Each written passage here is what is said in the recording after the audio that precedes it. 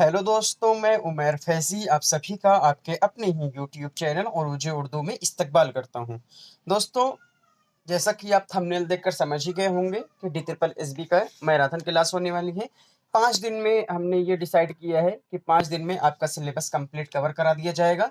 आज इसका दूसरा दिन होने वाला है। इससे पहले की क्लासेस हो चुकी हैं। नीचे डिस्क्रिप्शन बॉक्स में उसका लिंक दे दिया जाएगा, आप वहां से पहली वाली मैराथन को देख सकते हैं। तो चलिए आज की क्लास को शुरू करते हैं। उससे पहले जान ले रहे हैं कि आज की क्लास में हम क्या किस चीज़ को कवर करने वाले हैं। तो आपका जो हिस्सा नज़्म का जो पार्ट है, आपके हिस्सा नज़्म का जो पार्ट है, उसमें 3 चीज़ें दी हुई हैं। पहली चीज़ें क्या दी हुई हैं? कसीदा, दूसरा मसनवी, तीसरा मरसिया और चौथा गज़ल और 5वां नज़्म।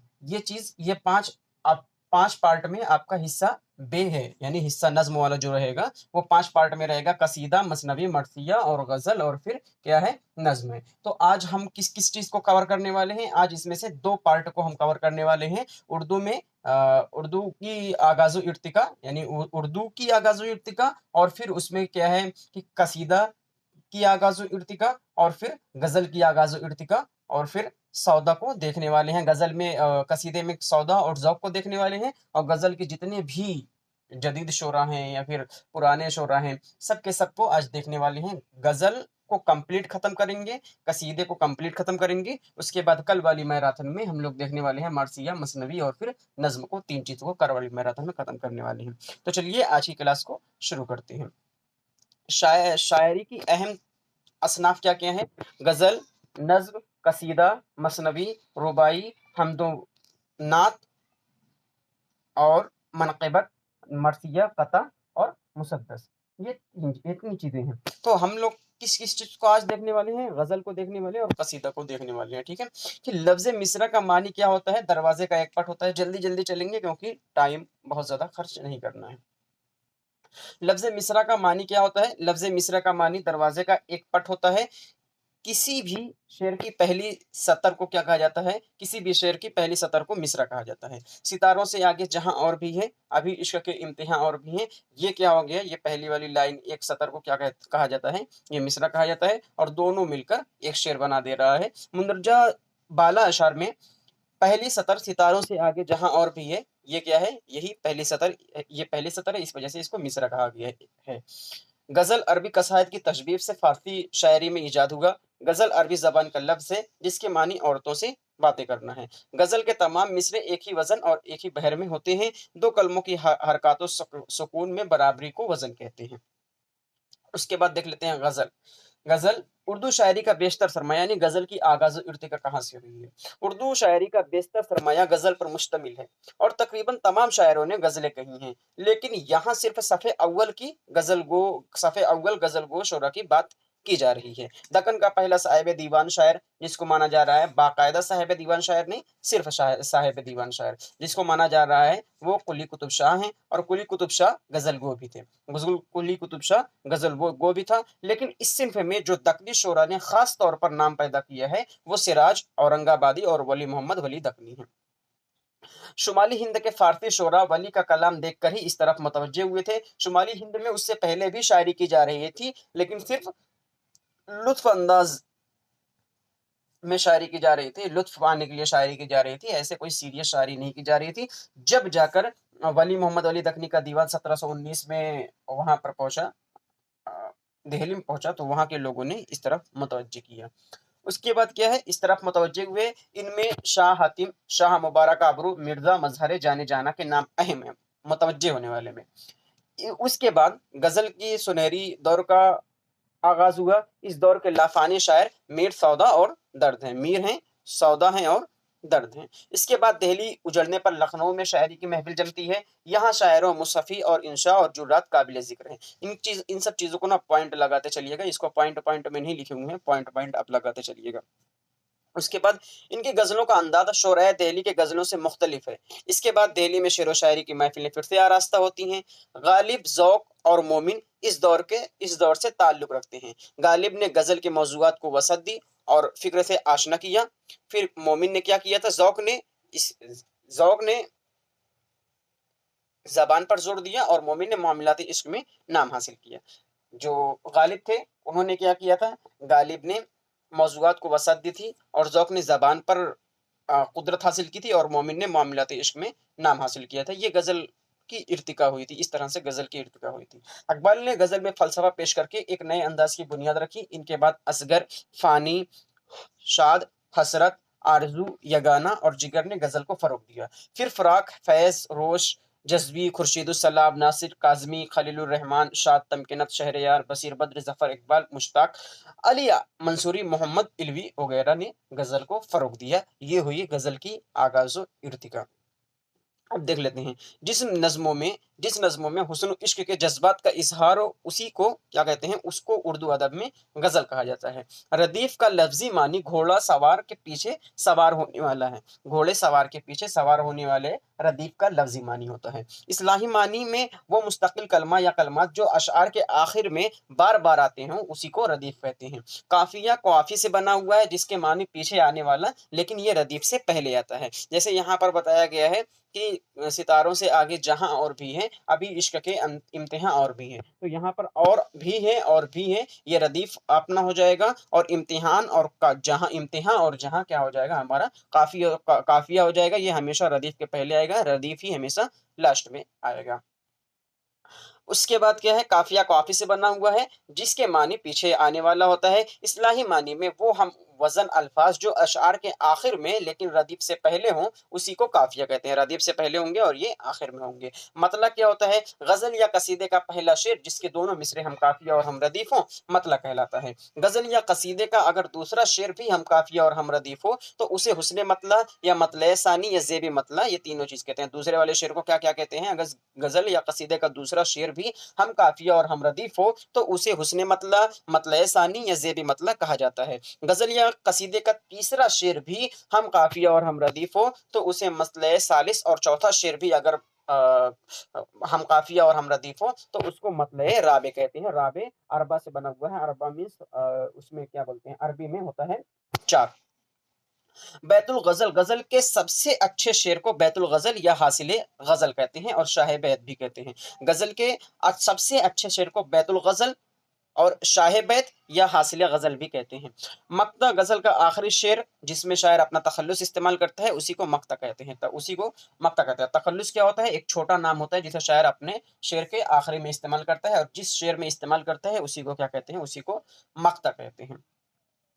मतला और मक्ता के अलावा बाकी अशार फर्द होते हैं। गजल में कम से कम 5 शेर होते हैं और ज्यादा से ज्यादा इनकी कोई हद नहीं होती है। गजल में कितने कम से कम कितने शेर होते हैं, कम से कम 5 शेर होते हैं, 5 अशार होते हैं और ज्यादा से ज्यादा कोई हद नहीं है। जबकि कसीदे में कम से कम 21 शेर होते हैं, 21 शेर होते हैं और ज्यादा से ज्यादा की कसीदे में कोई हद नहीं है। गजल में कम से कम 5 अशार होते हैं, इस चीज को आप ध्यान रखिएगा। गजल की खसूसियात इख्तिसार और एजाज है। गज़ल की खसूसियत इख्तिसार एजाज एजाज है। गज़ल या नज़्म के रदीफ़ काफ़िया को ज़मीन कहा जाता है। गज़ल या नज़्म के रदीफ़ काफ़िया को ज़मीन कहा जाता है। जदीद गज़ल के अनासिर अरबा क्या है, असगर, जिगर, फ़ानी, हसरत। असगर गोंडवी, जिगर मुरादाबादी, उसके बाद फ़ानी बदायूनी, हसरत मुहानी, यही अनासिर अरबा 4 माने गए हैं। उर्दू गज़ल की आगाज़ इर्तिका में कुछ अहम पहलू हैं। उर्दू में गज़ल गोई की इब्तिदा फ़ारसी शायरी की हुई। ये जो हम यहाँ पर पढ़ कर आए हुए हैं, इसी की कुछ अहम पहलू यहाँ पर दिए गए हैं। उर्दू गज़ल की आगाज़ इर्तिका, उर्दू में गज़ल गोई की इब्तिदा फ़ारसी शायरी के असर से हुई। बाज़ लोगों ने अमीर खुसरो को उर्दू का पहला गज़ल गो शायर तस्लीम किया है। उर्दू का पहला साहिब दीवान शायर कुली कुतुब शाह को कहा गया है, जो पढ़ कर आए हुए हैं हम लोग, लेकिन बाकायदा अगर बात आ जाएगी तो फिर सिराज औरंगाबादी और वली मोहम्मद वली दकनी है। मसूद हसन रिजवी ने फ़ाइज़ को शुमाली हिंद का पहला साहिब दीवान शायर माना है। फ़ाइज़ को शुमाली हिंद का पहला साहिब दीवान शायर माना है।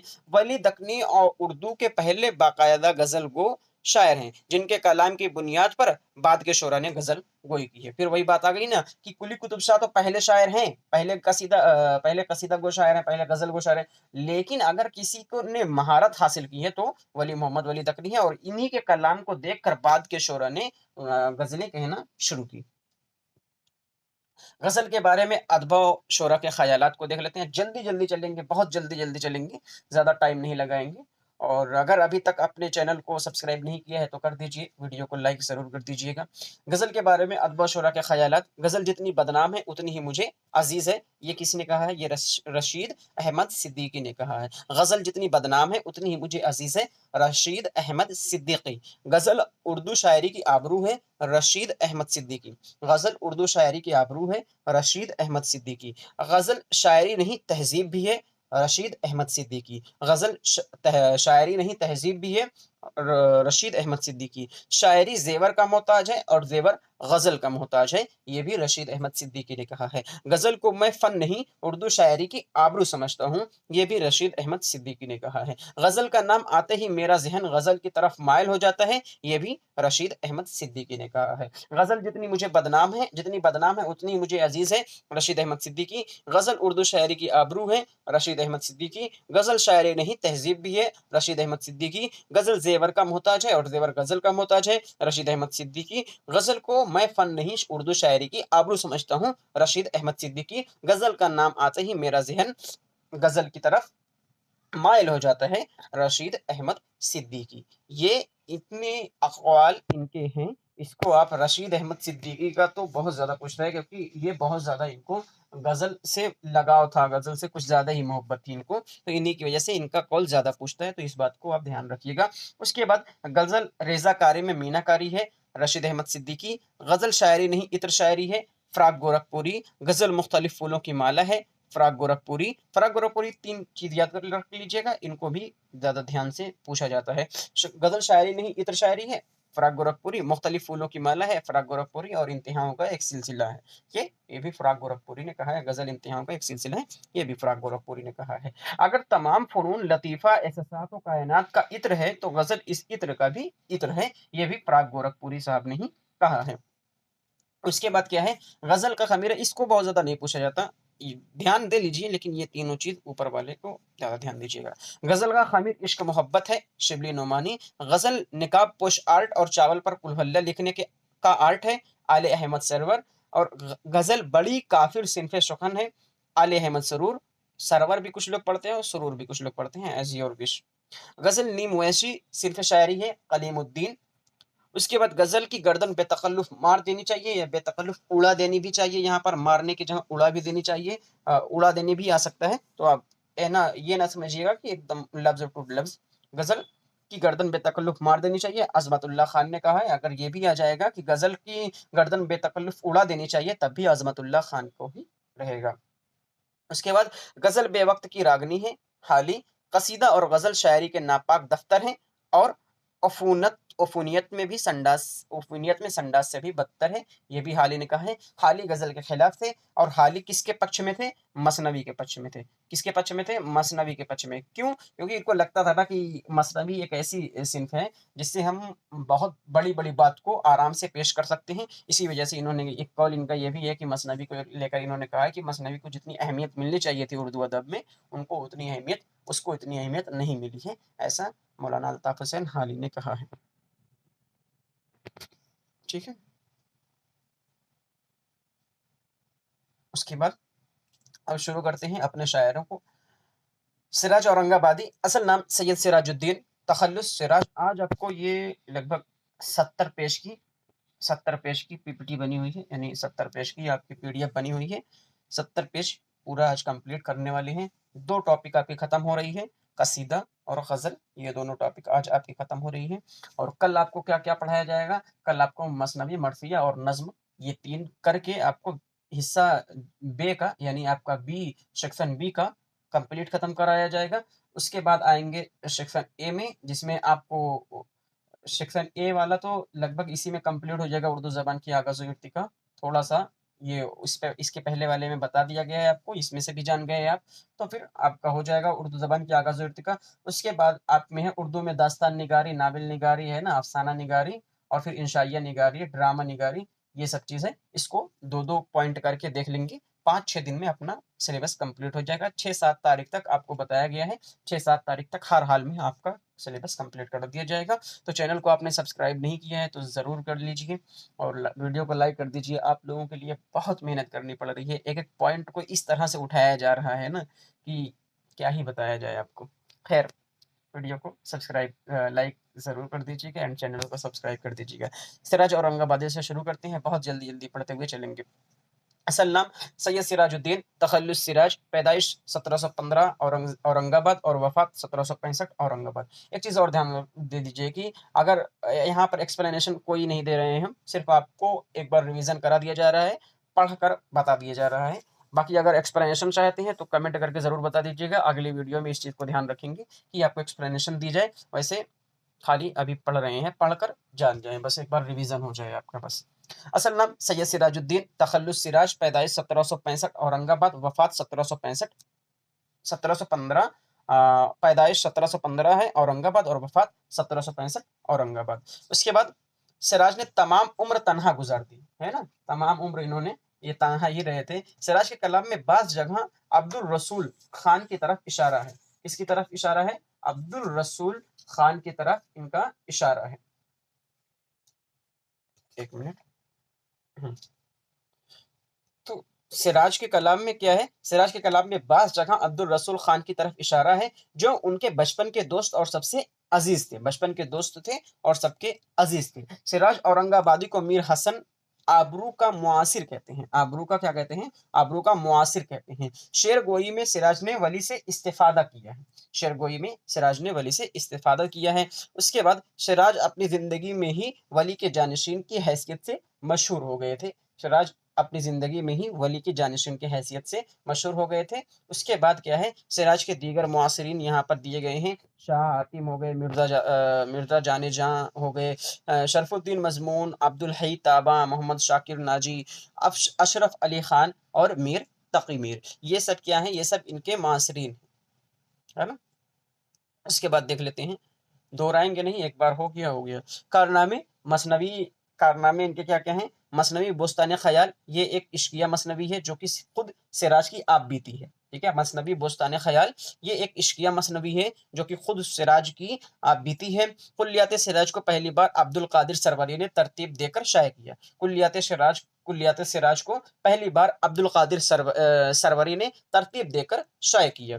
कुल्लियात सिराज में 516 गज़लें, 9 रुबाइयाँ, 1 कसीदा, 5 मुस्तज़ाद, 11 मुखम्मसात, 1 तरजीबंद और 1 मुनाजात हैं। क्या-क्या हैं? कुल्लियात सिराज में 516 गज़लें, 9 रुबाइयाँ, 1 कसीदा, 5 मुस्तज़ाद, 11 मुखम्मस और 1 तरजीबंद और 4 मुनाजात हैं। कुल्लियात सिराज में कुल 11 मसनवियाँ हैं। बोस्तान ख़याल में आशिक और माशूक दोनों मर्द रहता है। इस चीज़ को आप ज़रूर ध्यान दीजिएगा।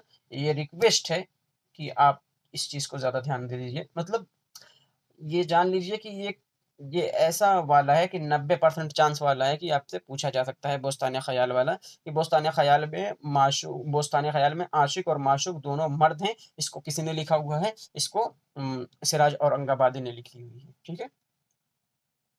इस चीज़ को आप ध्यान रखिएगा। और एक चीज़ और इसके बारे में बहुत पूछता है कि बोस्तान ख़याल को ना सिराज औरंगाबादी ने सिर्फ़ 2 दिन में ही कंप्लीट कर दिया था। सिर्फ़ 2 दिन में कंप्लीट कर दिया था। बोस्तान ख़याल को अगर टाइम रहा तो आपको एक अलग तरीके से, एक अच्छे तरीके से फिर से डिटेल में पढ़ा दिया जाएगा, क्योंकि बोस्तान ख़याल से बहुत ज़्यादा हर तरह से, कई तरह से क्वेश्चन बनते हैं। तो बोस्तान ख़याल को ध्यान रखिएगा। बोस्तान ख़याल में आशिक और माशूक दोनों मर्द हैं। बोस्तान ख़याल को सैयद एहतेशाम हुसैन ने आपबीती के अंदाज़ की मसनवी कहा है। देखिए कभी-कभी ना इसमें वो हो गया है, इसे टाइप करते वक़्त एक आध वर्ड, एक आध सोसा, है ना? सीन को से को सीन बन गया है, सीन को स्वाद बन गया है। तो इस चीज़ को ज़्यादा ध्यान मत दीजिएगा, क्योंकि टाइप करने में हो जाता है मिस्टेक। तो मसनवी कहा है। आप बेटी के अंदाज की मसनवी कहा है। बोस्तान ख़याल को डॉक्टर अब्दुल्लाह ने आशिकाना आपबीती से ताबीर किया है। क्या कहा है? बोस्तान ख़याल को डॉक्टर अब्दुल्लाह ने आशिकाना आपबीती से ताबीर किया है। मसनवी बोस्तान ख़याल को सिराज औरंगाबादी ने सिर्फ 2 दिन में मुकम्मल किया था। ये बात आ गई ना कि जो ये बोस्तान ख़याल है ना, इसके बारे में क्या कहा गया है? ये एक मसनवी है, खुद आपबीती है, और इसको किसने, और इसमें 2 दिन में इसको कंप्लीट कर दिए थे सिराज औरंगाबादी, है ना? और मर्द और आशिक और माशूक दोनों मर्द ही हैं। मसनवी बोस्तान ख़याल को सिराज औरंगाबादी ने सिर्फ 2 दिन में ही मुकम्मल कर दिया था। सिराज के मुतालिक मुख्तलिफ ख़यालात। हम तो कहेंगे कि वली की शायरी वली की शायरी वाह और सिराज की शायरी आ है। हम तो कहेंगे कि वली की शायरी वाह और सिराज की शायरी आ है, अब्दुल कादिर सरवरी। उसके बाद अब्दुल कादिर सरवरी ने सिराज को सरापारहन इश्क कहा है। क्या कहा है? सरापारहन इश्क भी कहा है। हम तो कहेंगे कि वली की शायरी वाह और सिराज की शायरी आ है, अब्दुल कादिर सरवरी ने सरापारहन इश्क भी कहा है। सिराज के मुतालिक सिर्फ 2 कौल हैं, ये चीज आप ध्यान रखिएगा कि इनका क्या नाम है, अब्दुल कादिर सरवरी, इन्हीं को आप ध्यान रखिएगा। उसके बाद आगे बढ़ते हैं, ख्वाजा मीर दर्द की तरफ चलते हैं। ख्वाजा मीर दर्द, इनका असल नाम क्या था? असल नाम ख्वाजा मीर तखल्लुस दर्द इस्तेमाल करते थे। वालिद का नाम ख्वाजा मोहम्मद नासिर तखल्लुस इंदलीद, पैदाइश 1721 दिल्ली, वफात 1785 दिल्ली। कब है? असल नाम इनका ख्वाजा मीर है, तखल्लुस ये दर्द इस्तेमाल करते थे। वालिद का नाम ख्वाजा मोहम्मद नासिर था, तखल्लुस इंदलीद इस्तेमाल करते थे। और इनकी कब पैदाइश हुई थी? पैदाइश इनकी 1721 ईस्वी में हुई थी और 21 ईस्वी दिल्ली में हुई थी और वफात भी इनकी दिल्ली में हुई थी 1785 में।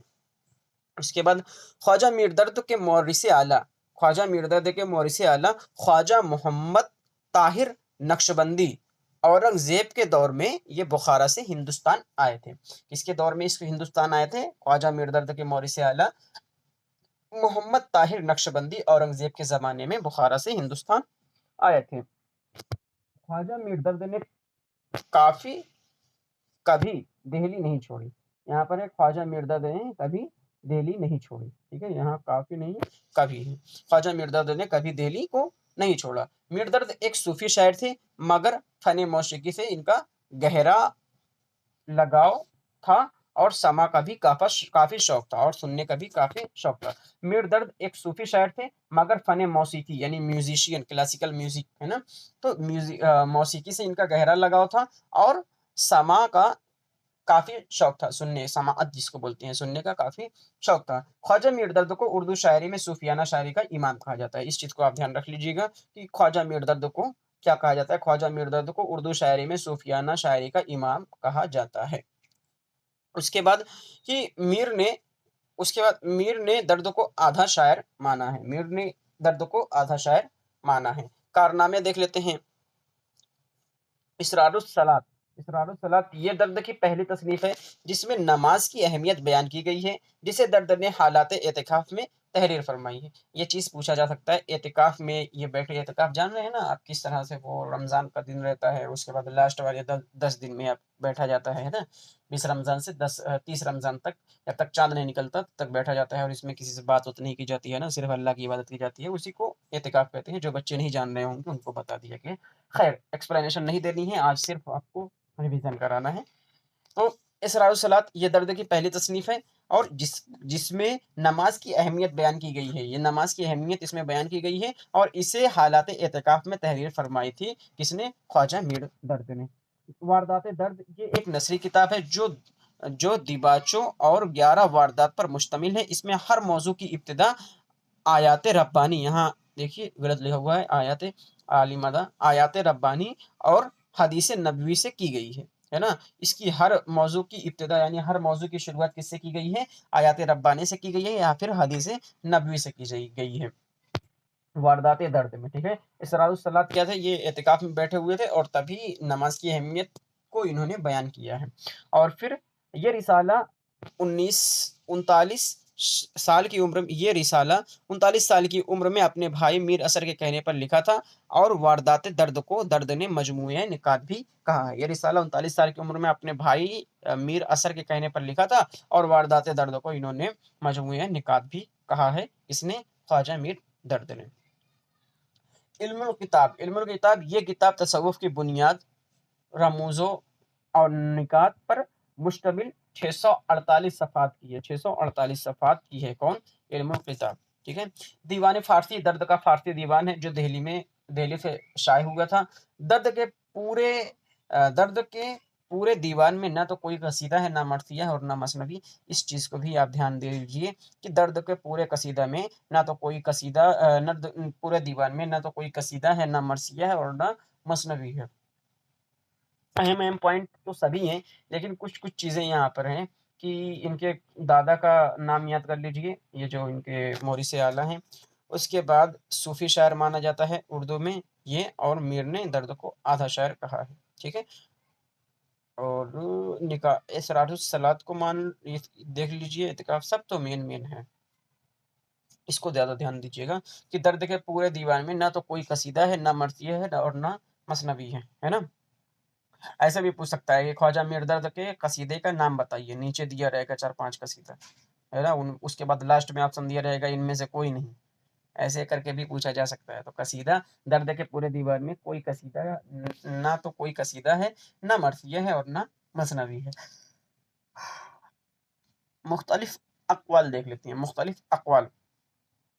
दर्द पहले शायर हैं जिन्होंने उर्दू गज़ल को तसव्वुफ़ के मैदान में फ़ारसी शोरा के बराबर खड़ा होने के लायक बनाए हैं। वहीद अख्तर साहब ने ऐसा दर्द के बारे में कहा है।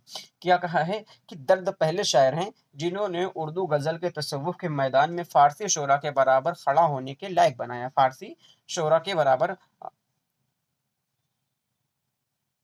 दर्द पहले शायर हैं जिन्होंने जिन्होंने उर्दू गज़ल को तसव्वुफ़ के मैदान में फ़ारसी शोरा के बराबर खड़े होने के लायक बनाया। हाँ, सही है।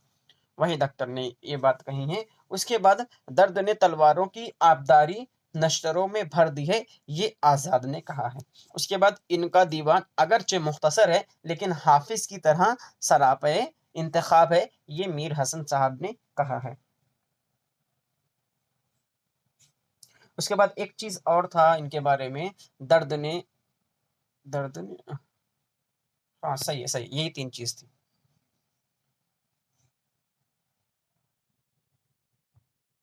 एक दर्द का कौल था कि शायरी कोई ऐसा कमाल नहीं है जिसे आदमी अपना पेशा बनाए और उस पर नाज़ करे। ये हाँ, ये कह सकते हो ये कि किनका है? ये दर्द का कौल था कि जो वो हैं, इंसान हैं, शायरी जो है, शायरी कोई ऐसा कमाल नहीं जिसे आदमी अपना पेशा बनाए और उस पर नाज़ करे। ये दर्द का कौल था, इसको भी याद रख लीजिएगा। उनके लिए मुख्तलिफ कौल थे और दर्द के जो कौल थे वो ये हैं कि शायरी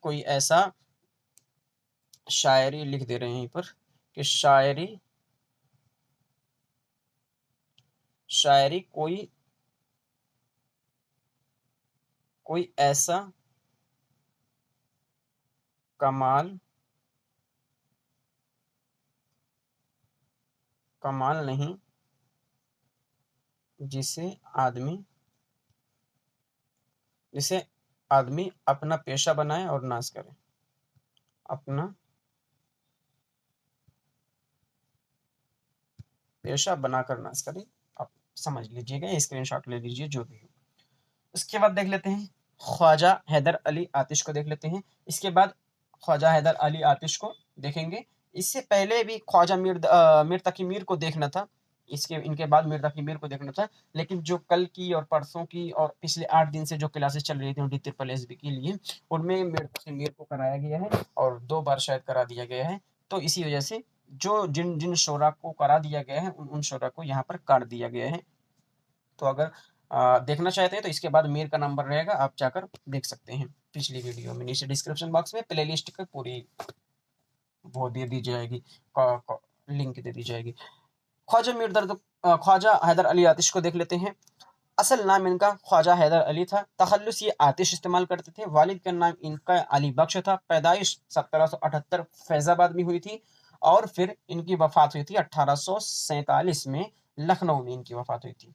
इनके बारे में ख्वाजा हैदर अली आतिश ने गज़ल के सिवा कुछ नहीं लिखा। इनका ताल्लुक दबिस्तान लखनऊ से है। वफ़ात लखनऊ में हुई थी और दबिस्तान लखनऊ से इनका ताल्लुक है। इस चीज़ को ध्यान रखिएगा कि ख्वाजा हैदर अली आतिश जो हैं वो फैज़ाबाद में पैदा हुए हैं और लखनऊ से इनका ताल्लुक है, और ख्वाजा हैदर अली आतिश ने गज़ल के सिवा कोई भी चीज़ें नहीं लिखी हैं। आतिश के जद्दे आला बगदाद से दिल्ली आए थे और फिर दिल्ली के क़याम करने के बाद ये फैज़ाबाद चले गए। यानी बगदाद से ये लोग दिल्ली आए, दिल्ली के बाद फिर फैज़ाबाद चले गए और ये फिर फैज़ाबाद से लखनऊ, है ना?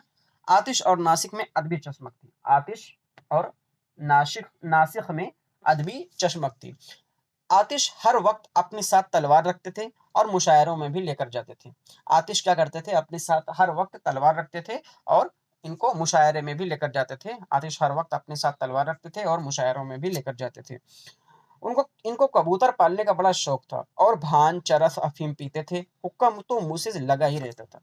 इनके बारे में ख्वाजा हैदर अली आतिश के बारे में है कि आतिश हर वक्त अपने साथ तलवार लिए रहते थे और कबूतर पालने का इनका बहुत ज़्यादा शौक था। और भान, चरस, अफीम ये सब ये पीते रहते थे और हुक्का तो हमेशा इनके मुँह से ही लगा रहता था, यानी अत्यधिक ये नशा करते थे, कह सकते हो।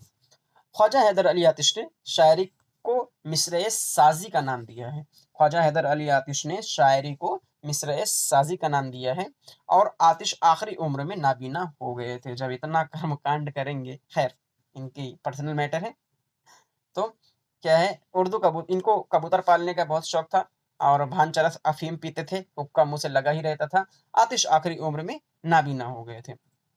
इनके शागिर्द में सबा खलील, नवाब मिर्जा, पंडित दिया शंकर नसीम का नाम काबिल जिक्र है। आतिश की उर्दू कुल्लियात दो दीवान पर मुश्तमिल है। पहला दीवान इनकी जिंदगी में ही शाये हो चुका था और दूसरा दीवान इनकी वफात के बाद मीर दोस्त आली खलील ने मुरतब करके पहले दीवान में मुश्तमिल कर दिया था, पहले दीवान में शामिल कर दिया था। तो इनके दो दीवान हैं। पहला वाला दो दीवानों पर मुश्तमिल है। पहले दीवान उनकी ज़िंदगी में ही शाये हो चुका था। दूसरा वाला मीर दोस्त ने इनको बाद में मुरतब करके पहले वाले दीवान में ही शामिल कर दिया गया था।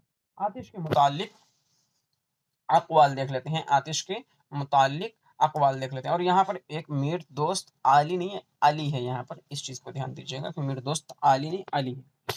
क्योंकि कभी-कभी टाइपिंग में ना हो जाता है वैसे। वो एक तो उर्दू की टाइपिंग जान ही रहे हैं आप लोग किस तरह होती है।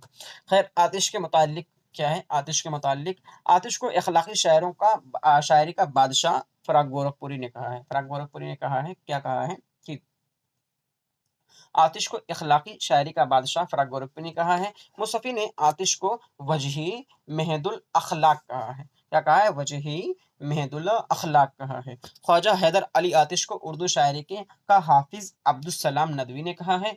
आतिश का कलाम मतीन और संजीदा, ये कौल भी मुसहफ़ी ने ही दिया है। ठीक है, हो गया। ये हो गए अपने आतिश साहब। ठीक है, आतिश साहब का और आतिश का कलाम मतीन और संजीदा, ये कौल भी मुसहफ़ी का है। ये भी सही है। तो हमने क्या देखा? नहीं, दोहराना नहीं है, आगे बढ़ते हैं। अब आ गए हैं अपने गालिब। गालिब को एक बार पढ़ाया गया था और लेकिन एक बार फिर से पढ़ा दिया जा रहा है क्योंकि गालिब से कुछ ज़्यादा ही क्वेश्चन बनते हैं और एक बार पढ़ लो तो कुछ होगा नहीं, 5 मिनट लगेगा पढ़ने में।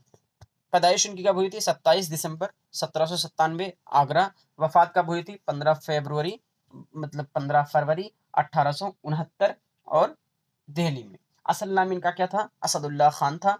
तखल्लुस क्या इस्तेमाल करते थे? तखल्लुस ये गालिब इस्तेमाल करते थे। और उर्फियत क्या थी? मिर्ज़ा नौशा और मिर्ज़ा दूल्हा थी। और बीवी का नाम क्या था? अमराव बेगम था। ससुर का नाम क्या था? इलाही बख्श था। दादा का क्या नाम था? फ़ौक़ानी बेग। चचा नसरुल्लाह बेग। वालिद अब्दुल्ला बेग। वालिदा इज़्ज़तुन्निसा। भाई मिर्ज़ा यूसुफ। असल नाम असदुल्ला खान। गालिब तखल्लुस गालिब इस्तेमाल करते थे। उर्फियत मिर्ज़ा नौशा थी और बीवी का नाम अमरा बेगम था। ससुर का नाम इलाही बख्श था। दादा फ़ौक़ानी बेग, चचा नसरुल्लाह बेग, वालिद अब्दुल्ला बेग, वालिदा इज़्ज़तुन्निसा बेगम और भाई मिर्ज़ा यूसुफ खान। तखल्लुस पहले असद और बाद में ये गालिब इस्तेमाल करने लगे। पहले ये तखल्लुस क्या इस्तेमाल करते थे? पहले ये असद इस्तेमाल करते थे, लेकिन बाद में गालिब इस्तेमाल करने लगे।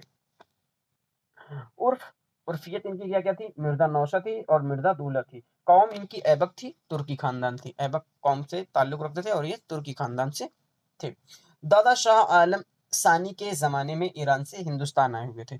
दादा शाह आलम सानी के ज़माने में ईरान से हिंदुस्तान आए।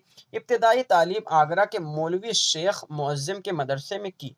इनकी शादी 13 साल की उम्र में इलाही बख्श खान की लड़की से हुई जो एक लोहार ख़ानदान की थी। इनकी शादी 13 ही साल के थे कि 13 साल की उम्र में इलाही बख्श खान की लड़की से हुई जो एक लोहार ख़ानदान की थी। गालिब ने दिल्ली का सफ़र 1812 में किया था और 50 साल तक दिल्ली में क़याम किया और कलकत्ता का सफ़र 1826 से 1828 में किया, कलकत्ता पहुँचे और यही सफ़र इनका सबसे बड़ा सफ़र माना जाता है, 1826 से 1828। और लखनऊ में मार्च 1826 से जून 1827 तक रहे और यहाँ पर उनकी मुलाकात मीर अनीस से हुई थी। ज़ौक़ के इंतकाल के बाद गालिब बहादुर शाह ज़फ़र के उस्ताद मुकर्रर हुए और इनकी तरफ से वजीफ़ा 50 रुपया महाना मिलता था। अंग्रेज़ी हुकूमत से 700 रुपया महाना सालाना मिलता था और रामपुर की हुकूमत से 100 रुपया महाना मिलता था। ठीक है। ज़ौक़ के इंतकाल के बाद गालिब बहादुर शाह ज़फ़र के उस्ताद मुकर्रर हुए और इनका वजीफ़ा 50 रुपया मिलता था, यानी मुगलिया सल्तनत से 50 रुपया, रामपुर के नवाब से 100 रुपया, 150 रुपया महीना, है ना? और फिर 700 रुपया अंग्रेज़ी हुकूमत से सालाना इनका मिलता था। ज़फ़र ने गालिब को नजमुद्दौला अमीरुल-मुल्क निज़ाम-ए-जंग का खिताब दिया। अब हाँ, चलो जाने दो, एक्सप्लेनेशन देने वाले थे। ज़फ़र ने गालिब को नजमुद्दौला अमीरुल-मुल्क निज़ाम-ए-जंग का खिताब दिया और ज़ौक़ के इंतकाल के बाद मलिक-उश-शुरा का भी खिताब मिला। क्या ज़फ़र ने, ये ज़फ़र हैं, ज़फ़र सॉरी फॉर ज़ौक़। ज़फ़र ने गालिब को नजमुद्दौला अमीरुल-मुल्क और निज़ाम-ए-जंग का खिताब दिया और ज़ौक़ के इंतकाल के बाद मलिक-उश-शुरा का खिताब मिला। गालिब ने अपने खतूत के रामपुर को दारुस्सुरूर का नाम दिया है। गालिब ने अपने खतूत में रामपुर को दारुस्सुरूर का नाम दिया है, यही रामपुर जिससे वो 100 रुपया पाते थे, है ना? यही वाला रामपुर जिससे वो 100 रुपया पाते थे। गालिब ने कभी कोई किताब नहीं खरीदी और ना ही रहने के लिए इन्होंने कभी कोई घर खरीदा है। गालिब ने फ़ारसी में शेरगोई का बाकायदा आगाज़ 1826 में किया था और गालिब ने 1849 के बाद उर्दू में मकतूब निगारी का आगाज़ किया। गालिब को अपने उर्दू कलाम से ज़्यादा फ़ारसी कलाम पसंद थे, इसी वजह से उर्दू कलाम को बेरंग मन अस्त कहा है इन्होंने, इस चीज़ को आप ध्यान रख लीजिएगा। बेरंग मन अस्त उर्दू के लिए बोला गया है, ना कि फ़ारसी के लिए। उर्दू के लिए इनको उर्दू का कलाम पसंद नहीं था, इसी वजह से इन्होंने कहा है कि बेरंग मन अस्त है ये। प्रोफ़ेसर बेरंग, बे मिस होता है बेना, रंग मिस होता है रंग, मन मिस होता है मेरा, अस्त मिस होता है। प्रोफ़ेसर आले अहमद सरूर के कौल के मुताबिक गालिब से पहले उर्दू शायरी दिलवालों की दुनिया थी, लेकिन गालिब ने उसको ज़हन दे दिया। क़ैद व सज़ा, ये इनको क़ैद भी हुई थी। 1841 में 100 रुपया जुर्माना और 4 माह कैद और 1847 में 200 रुपया जुर्माना और 6 माह कैद, क्या करने की वजह से? जुआ खाना कायम करने की औज़ में इनको ये सब चीज़ें क़ैद व सज़ा भुगतनी पड़ी थी। उसके बाद तसानीफ़ देख लेते हैं। महर नीमरोज़, हिस्सा अव्वल, मुग़ल ख़ानदान की तारीख़ है। महर नीमरोज़ क्या है? ये मुग़ल ख़ानदान की तारीख़ इसमें बयान की गई है। उसके बाद क्या बयान किया गया है? उसके बाद हिस्सा अव्वल, मुग़ल ख़ानदान की तारीख़, फ़ारसी ज़बान में दूसरे हिस्से का नाम है माह नीमरोज़ या माह नीम माह, जो कि नामुकम्मल रही। माह नीमरोज़ या फिर माह नीम माह, जो कि नामुकम्मल रही है, ये मुकम्मल नहीं हो पाई थी। इसमें क्या है, पहले वाले में बताया गया था आपको कि महर नीमरोज़ जो है, महर नीमरोज़ के पहले वाले में अहद तैमूर से हुमायूँ तक के हालात को बयान किया गया है और फिर जो इसका दूसरा हिस्सा है माह नीमरोज़ या माह नीम माह, इसमें क्या है, इस किताब में अहद अकबर से लेकर बहादुर शाह ज़फ़र तक के चीज़ों को, तमाम वाक़यात को दर्ज किया गया है। पहले वाले में क्या बताया गया है? पहले वाले में बताया गया है अहद तैमूर से लेकर हुमायूँ तक के हालात, दूसरे वालों में अकबर से लेकर बहादुर शाह ज़फ़र तक के हालात को बयान किया गया है। इस चीज़ को आप ध्यान रखिएगा। उसके बाद दस्तम्बू है, इनका फ़ारसी रोज़नामचा 1858 में शाया हुआ, इसमें 1857 के गदर के वाक़यात को दर्ज किया गया है। क़ाते बुरहान 1864 में शाया हुआ, फ़ारसी लुग़त, बुरहान क़ाते मोहम्मद हुसैन तबरेज़ी के फ़ारसी लुग़त की गालिब ने इस्लाह की है। दीवान गालिब देख लेते हैं। गालिब के दीवान 5 बार शाये हुए हैं, 1841 में, 47 में, 61, 62, 63 में। 1841, 47, 61, 62, 63। उर्दू खतूत का पहला मजमूआ औदे हिंदी है 162 मखतूत 17 अक्टूबर 1868 में मुमताज़ अली खान की कोशिशों से शाया हुआ। इसमें कितने हैं? इस मखतूत नहीं है, खतूत रहना चाहिए यहाँ पर। 162 खतूत 17 अक्टूबर 1868 में मुमताज़ अली खान की कोशिशों से शाया हुआ। उर्दू खतूत का दूसरा मजमूआ उर्दू मुअल्ला है, 472 खतूत 1869 में शाया हुआ, गालिब के इंतकाल होने के बाद। रकात गालिब फ़ारसी खतूत का मजमूआ है। ये निकात गालिब उर्दू ज़बान में फ़ारसी कवायद है। निकात गालिब जो है वो उर्दू ज़बान में फ़ारसी कवायद है और रिकात गालिब फ़ारसी खतूत का मजमूआ है। गालिब के बारे में मुख्तलिफ अक़वाल देख लेते हैं। हाली ने क्या कहा है, हैवान ज़रीफ़ का, हाली ने हैवान ज़रीफ़ का। यूसुफ़ हुसैन खान जो कि उनके बड़े भाई थे, उन्होंने क्या कहा है, उन्होंने कहा है कि पहला फ़लसफ़ी शायर इक़बाल ने गालिब को मुकाबला गोएटे से किया है। हिंदुस्तान की 2 किताबें हैं, वेद मुक़द्दस यानी 4 वेद जिसमें आते हैं, ऋग्वेद, यजुर्वेद, सामवेद, आई थिंक अच्छा हाँ, अथर्ववेद। तो वैदिक पीरियड हो गया, वैदिक मुक़द्दस हो गया, यानी वेद मुक़द्दस हो गया, और दीवाने गालिब हो गए। ये अब्दुल रहमान बिजनौरी ने कहा है कि क्या है, कि अब्दुल रहमान बिजनौरी ने कहा है कि हिंदुस्तान की 2 किताबें हैं, एक वेद मुक़द्दस है, दूसरा दीवाने गालिब है। रशीद अहमद सिद्दीकी ने गालिब को उर्दू शायरी को नया रशीद अहमद सिद्दीकी ने क्या कहा है, रशीद अहमद सिद्दीकी ने क्या कहा है, गालिब ने उर्दू शायरी को नया शऊर, एक नया नस्ब और एक नया उफ़क़ दिया है। ये रशीद अहमद सिद्दीकी ने कहा है। आगे बढ़ते हैं, अब ज़ौक़ की तरफ आते हैं। ज़ौक़ आपको कसीदे में पढ़ना है और इसमें भी पढ़ना है। असल नाम शेख मोहम्मद इब्राहिम, तखल्लुस ज़ौक़, पैदाइश 1788, दिल्ली, वफ़ात इनकी कब हुई थी, 1854। वालिद का नाम शेख मोहम्मद रमज़ान, इब्तिदाई तालीम हाफ़िज़ गुलाम रसूल के मकतब में हुई। अपने कलाम की इस्लाह शाह नसीर से ली है ये। शाह नसीर तो शाह नसीर के तवस्सुत से इनकी रिसाई लाल किला के दरबार तक हुई। उसके बाद कसीदा गोई में महारत की बिना पर इन्हें खाकानिय हिंद का खिताब भी मिला। ये दिल्ली से बाहर कभी नहीं गए, बहादुर शाह जफर के दरबार से वाबस्ता थे। जब बहादुर शाह तख्त नशीन हुए तो इन्हें सल्तनत का मलकुश शोरा करार दे दिया। ये ज़ौक़ को मोहम्मद हुसैन आज़ाद ने उर्दू नज़्म का नाम करार दिया है।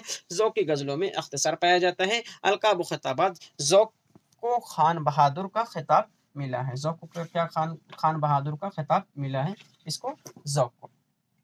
लेकिन ये आपको किस में पढ़ना है, ये आपको पढ़ना है उसमें कसीदे में, लेकिन यहाँ पर पढ़ाया गया है, आपको बता दिया गया है, या फिर गलती से इसमें आ गया होगा, तो इसी वजह से यहाँ पर आ गया है कि ज़ौक़ के बारे में कुछ चीज़ें।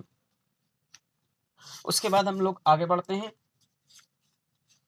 और एक चीज़ और देख लीजिएगा कि ये जो ज़ौक़ है ना, ज़ौक़ के कसायद की जो तादाद है ना, कसायद की तादाद, चलो अभी उसमें बता देंगे।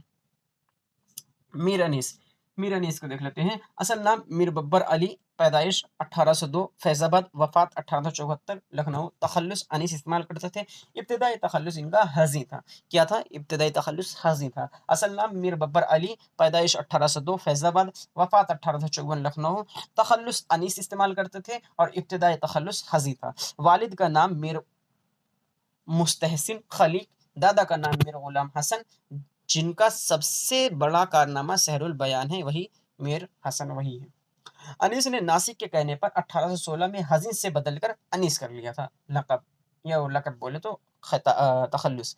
अनीस ने नासिक के कहने पर 1816 में हज़ीन से बदलकर अनीस कर लिया था अपना तखल्लुस। अनीस ने सिर्फ 13 साल की उम्र में शेरगोई शुरू कर दी थी, और शादी 19 बरस में फातिमा बेगम से हुई थी। इनके 3 बेटे और 2 बेटियां थी। उम्दा किताबें रखने का इनका शौक था, और कबूतर पालने का भी इनका शौक था। जबकि हमने क्या देखा है यहाँ पर, आतिश को भी क्या था, आतिश को भी कबूतर पालने का शौक था। ये 2 चीज़ों को आप मिला लीजिए, ख्वाजा हैदर अली आतिश और फिर अपने मीर अनीस, है ना? इन दोनों लोगों को कबूतर पालने का शौक था। उसके बाद अनीस ने उर्दू शायरी में सबसे ज़्यादा अल्फाज इस्तेमाल किए हैं। अनीस के हर लफ्ज़ और हर मुहावरे के आगे सबको झुकना ही पड़ता है, ऐसा मौलाना अल्ताफ़ हुसैन अली ने इनके बारे में मीर अनीस के बारे में कहा है। मीर अनीस के मुतालिक ख़यालात देख लेते हैं कि मीर मीर अनीस के मुतालिक ख़यालात, मोहम्मद हुसैन आज़ाद ने आब हयात में कहा है, मकाम तर्ज़ अदा और सिलसिले के तरतीब के जवाब नहीं रखते। मकाम तर्ज़ अदा और सिलसिले के तरबीब के जवाब नहीं रखते। आतिश ने कहा है, मीर खलीक का लौंडा आफ़तें ढा रहा है। अनीस का मरसिया आज शब्बीर पे क्या आलम तन्हाई है। लखनऊ से दिल्ली पहुंचा तो शेफ्ता ने क्या कहा था कि अनीस ने खामखा पूरा मरसिया लिख दिया। यही एक आज शब्बीर पे क्या आलम तन्हाई है, यही एक मिसरा ही पूरा काफिया पूरे मरसिये की जगह ले सकता था। इसमें इतनी ताकत है, आज शब्बीर पे क्या आलम तन्हाई है, तो इसने खामखा मरसिया लिख दिया, एक मिसरा ही काफी। तो ऐसा किन्होंने कहा था? शेफ्ता ने कहा था। मिर्ज़ा दबीर को देख लेते हैं। मिर्ज़ा दबीर, असल नाम मिर्ज़ा सलामत अली तखल्लुस दबीर, पैदाइश 1803 दिल्ली, वफ़ात 1875 लखनऊ, वालिद का नाम मिर्ज़ा ग़ुलाम हुसैन। दबीर 12 साल की उम्र में मरसिया कहना शुरू किए और दबीर की हकीकी शादी इंसा की हकीकी नवासी और सैयद मासूम अली की बेटी से हुई थी। मीर दमीर के शागिर्द थे और मीर दमीर ने ही मिर्ज़ा सलामत अली का तखल्लुस दबीर तजवीज़ किया था। जब तक लखनऊ की सल्तनत कायम रही, दबीर मुल्क अवध से कहीं बाहर नहीं गए। हालाँकि बाहर से बुलावे भी आए मगर हमेशा इनकार किया। दबीर ने सीतापुर, लखनऊ, बनारस, इलाहाबाद, फैज़ाबाद और अज़ीमाबाद के जलसों में मरसिये भी पढ़े। इनकी 3 मसनवियाँ हैं, 2 मतबूआ और 1 गैर मतबूआ, अहसनुल क़सिस और मेराजनामा मुमताज़ नामा है। और अहसनुल क़सिस जो है इसमें दबीर के 14 मासूमीन की हालात, विलादत, फ़ज़ाइल और मोजिज़ात का नज़्म किया गया है। मेराजनामा इन इसके मेराज के वाक़या बयान किए गए हैं, जबकि मुमताज़ नामा मुकम्मल नहीं हुई थी। उसके बाद इनका कलाम दफ्तर मातम के नाम है। जिल्दों में शाये हुआ इनका कलाम दफ्तर मातम के नाम से जिल्दों में शाये हुआ। दबीर को मीर अनीस स्याह रंग की वजह से हज़रत यूसुफ कहते थे। मीर अनीस और मीर दमीर में थोड़ा-सा चशमक रहती थी, तो दबीर को मीर अनीस स्याह रंग की वजह से हज़रत यूसुफ कहते थे, क्योंकि हज़रत यूसुफ बहुत खूबसूरत गुज़रे हैं, है ना? गुज़रे क्या? मतलब खूबसूरत नबी हैं और इसी की वजह से, क्योंकि वो बहुत खूबसूरत थे और ये बहुत ज़्यादा काले थे, स्याह रंग के थे, इसी की वजह से ये क्या कहते थे, दबीर को मीर अनीस क्या कहते थे कि तुम हज़रत यूसुफ लगते हो, है ना? क्योंकि वो काले ज़्यादा थे या सांवले कह सकते हो। उसके बाद है दबीर को मीर अनीस स्याह रंग की वजह से हज़रत यूसुफ कहते थे। गालिब ने दबीर को कुछ बंद पढ़कर कहा, वाक़ई ये हक़ वाक़ई ये हक़ मिर्ज़ा दबीर का है, दूसरा इस राह में कदम नहीं बढ़ा सकता, ऐसा गालिब ने कहा है मीर दबीर के लिए। इमदाद इमाम असर अनीस अनीस दबीर ने उर्दू रुबाई निगारी की शर्म रख ली है। दबीर ने कलकत्ता का सफ़र आँखों के इलाज की गर्ज से वाजिद अली शाह के बुलाने पर 1874 में किया था और शिबली ख़याल आफ़रीनी, वक़्त पसंदी, जिद्दत इश्तियारात, अख्तिरात, तशबीहात, शिद्दत मुबालगा इनकी शायरी की ख़ुसूसियात हैं, ऐसा शिबली नुमानी ने कहा है। हकीम मोमिन खान मोमिन को देख लेते हैं। असल नाम मोहम्मद मोमिन, तखल्लुस मोमिन, पैदाइश 1801 दिल्ली, वफ़ात 1852 दिल्ली, वालिद का नाम ग़ुलाम नबी खान। मोमिन का ख़ानदानी पेशा तिबावत था। मोमिन मसलक से वहाबी थे और हाफ़िज़ कुरान भी थे। हकीम गुलाम नबी की मुर्शिद शाह अब्दुल अज़ीज़ ने अ, हकीम गुलाम नबी खां के मुर्शिद शाह अब्दुल अज़ीज़ ने मोमिन की पैदाइश पर कान में अज़ान दी थी और मोमिन नाम तजवीज़ किया था। हालाँकि घर वालों ने हबीबुल्लाह नाम रखा था। मोमिन की शायरी को उस्ताद शाह नसीर कहते थे। न उस्ताद शाह नसीर के थे। इनकी ख़ुसूसियत है कि ये किसी दरबार से वाबस्ता न थे। मोमिन किसी दरबार से वाबस्ता न थे। रियाज़ी नजूम, शतरंज और मौसीकी से के माहिर थे। घर के कोठे से गिरने के हाथ-पाँव टूट गए थे और 4 महीना बाद इनका देहांत हो गया था। इसी हादसे से तारीख़ दस्तोबाज़ बशक़स्त की ज़रिए निकाली गई है। इसी के ज़रिए ही 4 महीने से ये चल नहीं पाते थे, हाथ-वाथ इनका टूट गया था, तभी इनका इंतकाल हुआ था। पहली शादी 1833 में एक ज़मींदार ख़ानदान की लड़की से हुई, लेकिन निबाह ना हुआ और अलहदगी हो गई। मोमिन की दूसरी शादी ख्वाजा मीर दर्द के ख़ानदान में हुई। इनसे एक लड़का अहमद नसीर और एक लड़की मोहम्मद बेगम ब बाक़ैद हयात हैं। मामला बंदी और मकराना शायरी इनकी गज़लों की ख़ास वस्फ़ हैं। मोमिन की गज़लों का दायरा हुस्न व इश्क तक महदूद है। मोमिन अपने मुख़लिस को मानी ख़ेज़ अंदाज़ में इस्तेमाल करते हैं। मोमिन की गज़लों में इश्किया जज़्बात का बरमला इज़हार रंगीनी और शगुफ़्तगी पैदा कर देता है। तसनीफ़ात फ़ारसी और उर्दू दोनों ज़बानों में इनके दीवान मौजूद हैं। इंशाए मोमिन इनकी फ़ारसी तसनीफ़ है। मोमिन के शागिर्द शेख्ता मीर हसन, तस्कीन, मिर्ज़ा ग़ुलाम हसन, ग़ुलाम अली, वहसत, असगर अली ख़ान नसीम हैं। इसके बाद मोहसिन काकूरबी को देख लेते हैं। असल नाम ये कसीदा गो यानी कसीदा नातिया कसीदा गो थे ये। तो मोहसिन काकूरबी को देख लेते हैं। असल नाम मोहम्मद मोहसिन, तखल्लुस मोहसिन, पैदाइश 1826 काकूरबी, वफ़ात 1905। मोहसिन काकूरबी 1826 काकूरी में पैदा हुए और अपने वतन की मुनासिबत से काकूरबी कहलाए। कहा जाता है बचपन में इनको हुज़ूर सल्लल्लाहु अलैहि वसल्लम का दीदार हुआ था सपने में, इसी की वजह से इन्होंने नातिया कसीदा लिखना शुरू कर दिया। मोहसिन काकूरबी उर्दू के पहले बड़े शायर हैं जिन्होंने अपनी शायरी का मौज़ू सिर्फ़ और सिर्फ़ नात को बनाया। खुद इनके अल्फ़ाज़ हैं कि है तमन्ना कि रहे नात से मेरी, खाली ना मेरा शेर, ना क़ता, ना ग़ज़ल, ना क़सीदा। गज़ल मोहसिन के शायरी के उस्ताद आमिर मीनाई हैं। मोहसिन का ताल्लुक दबिस्तान लखनऊ से है। मोहसिन काकोरी ने शेरी सलाहियतों के इज़हार के लिए नात गोई का इंतखाब किया। अहम नात गो करार पाए गए। नातिया कसीदा भी तहरीर किया। इनका लामिया कसीदा बहुत मकबूल हुआ। सिमत काशे से चला जाने पे मथुरा बादल, बर्क के कांधे लाती है सबा गंगा जल। उसके बाद दाग दहलवी को देख लेते हैं। असल नाम ख्वाजा मिर्ज़ा खां तखल्लुस दाग, पैदाइश दिल्ली 1831, वफ़ात 1905 हैदराबाद। 7 साल की उम्र में इनके वालिद का इंतकाल हो गया था। तसनीफ़ात इनके 4 दीवान, गुलज़ार दाग, मेहताब दाग, फ़रियाद दाग, यादगार दाग, एक मसनवी भी इन्हों और लिखी है इन्होंने। दिल्ली की तबाही पर इनका शहर यासूब भी मशहूर है। उसके बाद देख लेते हैं सर सैयद अहमद खां को। असल नाम सर सैयद अहमद खां, पैदाइश 1817 दिल्ली, वफ़ात 1898 अलीगढ़। वालिद का नाम मीर मुत्तकी, वालिदा का नाम अज़ीज़ुन्निसा बेगम, नाना का नाम ख्वाजा फ़रीदुद्दीन, दादा का नाम सैयद हादी, बड़े भाई का नाम सैयद मोहम्मद खान। सर सैयद के वालिद का इंतकाल 1838 में हुआ। इस वक्त सर सैयद 21 साल के थे और सर सैयद ने इस्लामी तालीम मौलवी फैजुल हसन, मौलवी नवाज़िश अली और मौलाना मखसूसुल्लाह से हासिल की थी। सर सैयद अहमद खां के अहद में मज़मून निगारी, इंशाइया निगारी, नावल निगारी, सामान्य निगारी और तारीख निगारी और तहकीक निगारी का बाकायदा आगाज़ हुआ।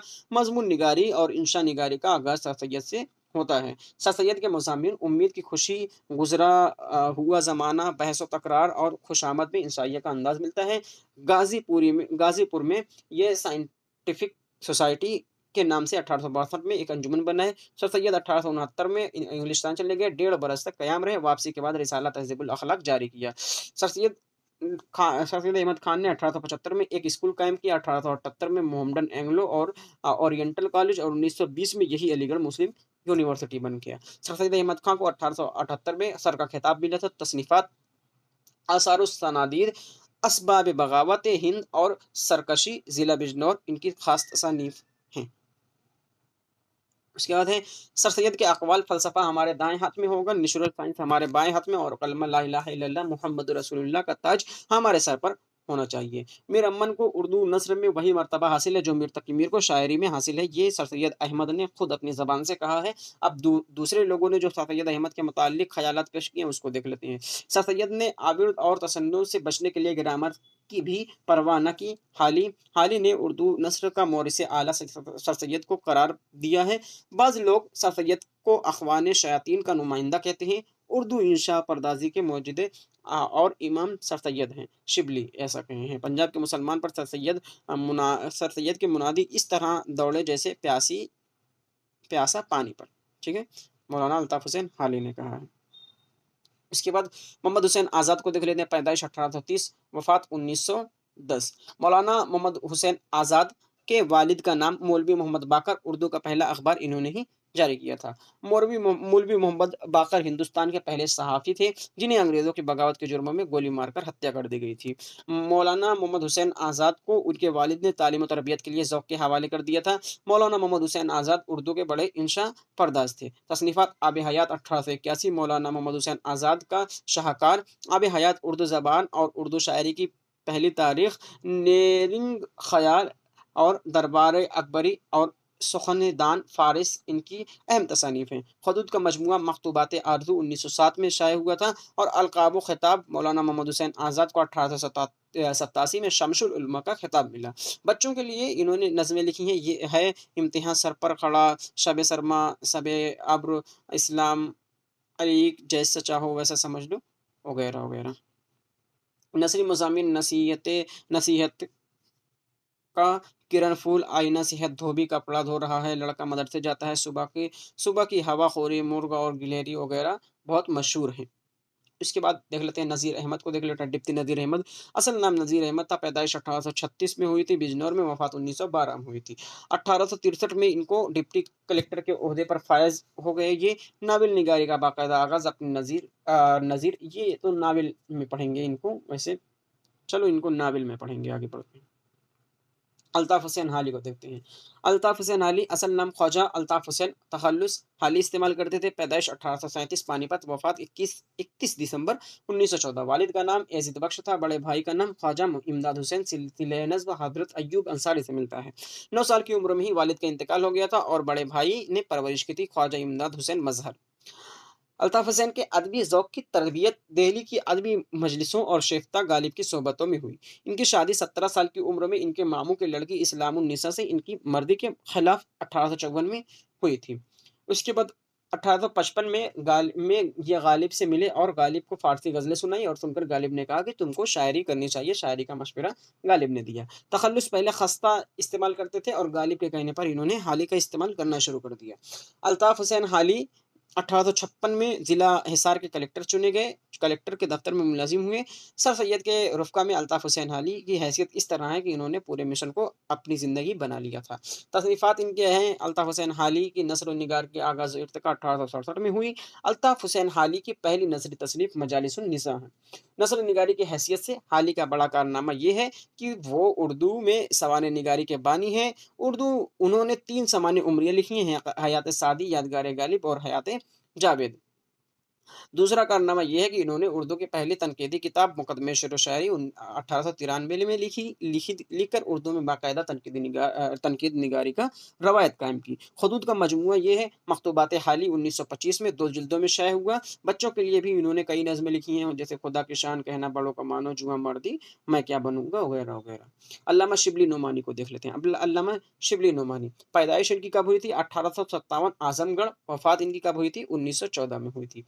शिबली के वालिद वकील थे, इनकी ख्वाहिश थी कि ये भी वकील बने। शिबली ने वकालत का इम्तिहान पास किया और वकील भी बने। अल्लामा शिबली नुमानी 1883 में एमए कॉलेज में, यानी वही मुस्लिम यूनिवर्सिटी एमए ओरिएंटल कॉलेज में अरबी असिस्टेंट के प्रोफेसर मुकर्रर किए गए। शिबली 1901 में 1901 से 1905 तक हैदराबाद में नाज़िम सररिश्ते उलूम फ़ुनून रहे।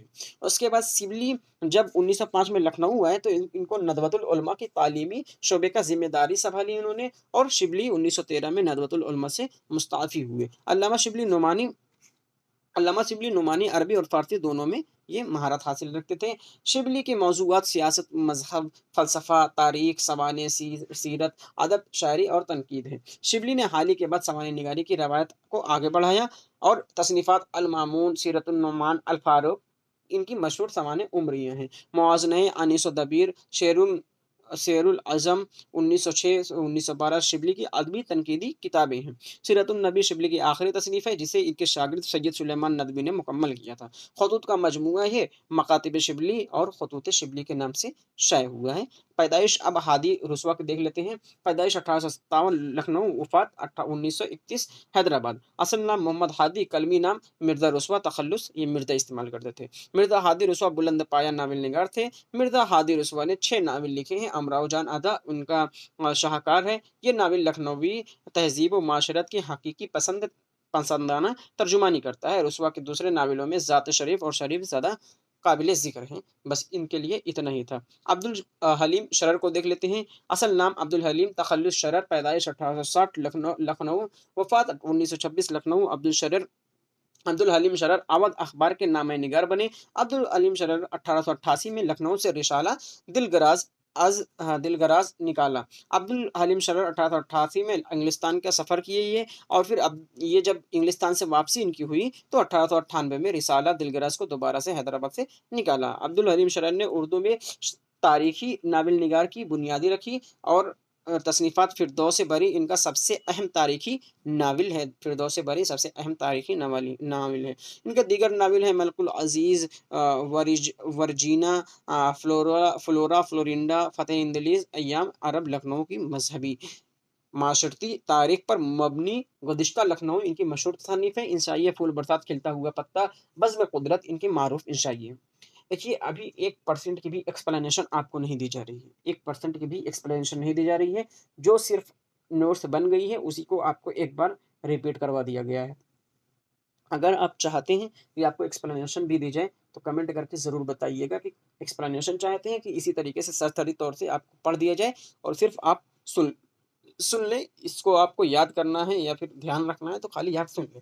एक्सप्लेनेशन रहेगी थोड़ा-सा बेहतर रहेगा आप लोगों के लिए, अगर एक्सप्लेनेशन नहीं रहेगी, तो थोड़ा-सा हो सकता है आपको ज़्यादा ध्यान देना पड़े। बाकी जिस तरीके से क्योंकि कुछ बच्चे बोले थे कि एक्सप्लेनेशन मतलब उस तरह से ना दीजिए, थोड़ा जल्दी-जल्दी पढ़ाइए। तो हमने कहा कि ठीक है, जल्दी-जल्दी पढ़ाएँगे, लेकिन अगर आपको जिस तरीके से लगे, उस तरीके से बताइएगा ज़रूर।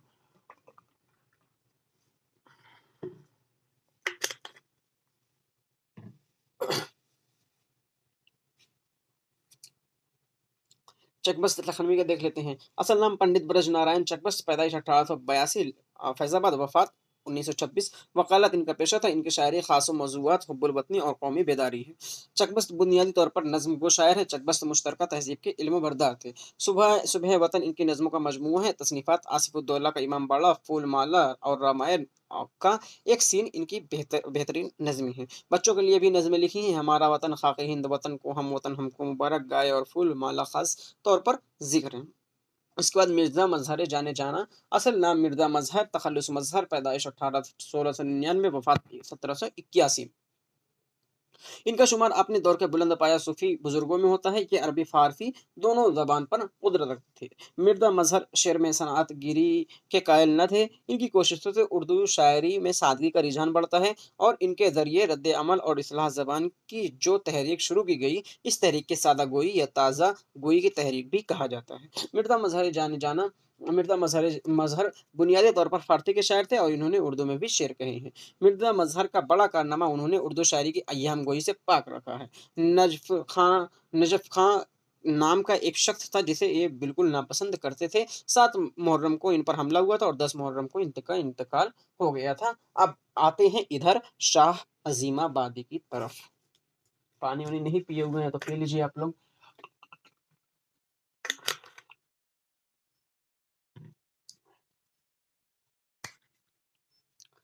शाह अज़ीमाबादी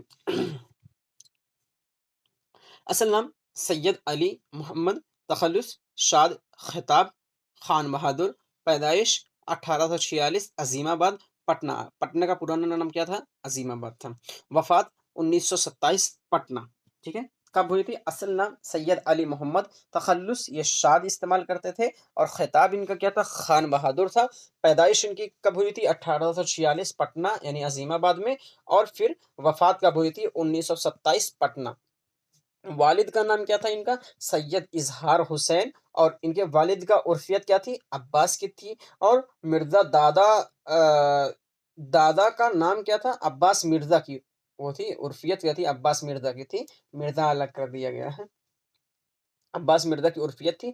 और इनके दादा का क्या नाम था? सैयद तफज्जुल अली खान। शाद अजीमाबादी का क्या नाम था? शाद अजीमाबादी के दादा का क्या नाम था? सैयद तफज्जुल अली खान। अंग्रेजी हुकूमत की तरफ से 1892 में खान बहादुर का खिताब मिला था। और शाद साद के शायरी के उस्ताद जो थे वो ख्वाजा मिर्जा के शागिर्द शाह उल्फत हुसैन फरयाद थे। क्या थे? इरशाद के शायरी के उस्ताद ख्वाजा मीर दर्द के शागिर्द शाह उल्फत हुसैन फरयाद थे। शाह उल्फत हुसैन फरयाद ने ही इनका तखल्लुस शाह तजवीज़ किया था।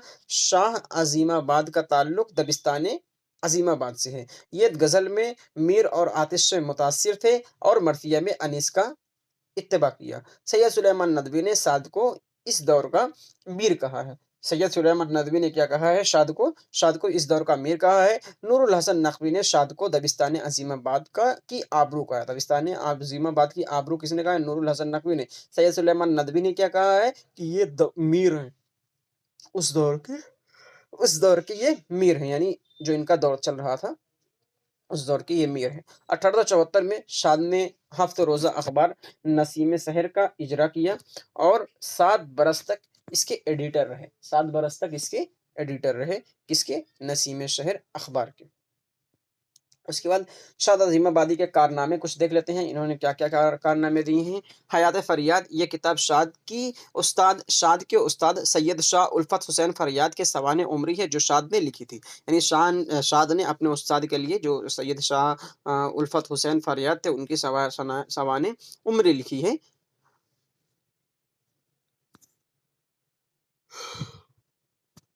हुँ। उसके बाद नग़्मे इल्हाम देख लेते हैं। शाद की ग़ज़लों का दीवान है जिसे इन्होंने जिसे इनके शागिर्द हमीद अज़ीमाबादी ने 1928 में मुरत्तब किया। ये नग़्मे इल्हाम शाद की ग़ज़लों का दीवान है। देखिए, शाद जब स्टूडेंट थे, शाद अपने उस्ताद के लिए इन्होंने सवाने उम्र लिखी है। जब जो है 1928 में और हमीद अज़ीमाबादी जो इनके शागिर्द थे, उन्होंने नग़्मे इल्हाम को शादी के ग़ज़लों का दीवान बनाया है। ठीक है? मुरत्तब किया है। शाद की 8 मसनवियाँ हैं, कौन-कौन? नाले शाद, नगमे जानफ़ज़ा, याद हबीब, चश्मे कौसर, समरे ज़िंदगी, फ़गाने दिलकश, नाले दिलकश, नवेद हिंद। उसके बाद नवेद हिंद बाद में मादरे हिंद के नाम से भी शाये हुई। सूरत ख़याल इनकी क्या है? ये एक नावल है जो 3 जिल्दों पर मुश्तमिल है। पहली जिल्द सूरतुल ख़याल, दूसरी जिल्द हय्यतुल मक़ाल और तीसरी हय्यतुल हलियतुल कमाल है। उसके बाद देख लेते हैं हसरत मोहानी को।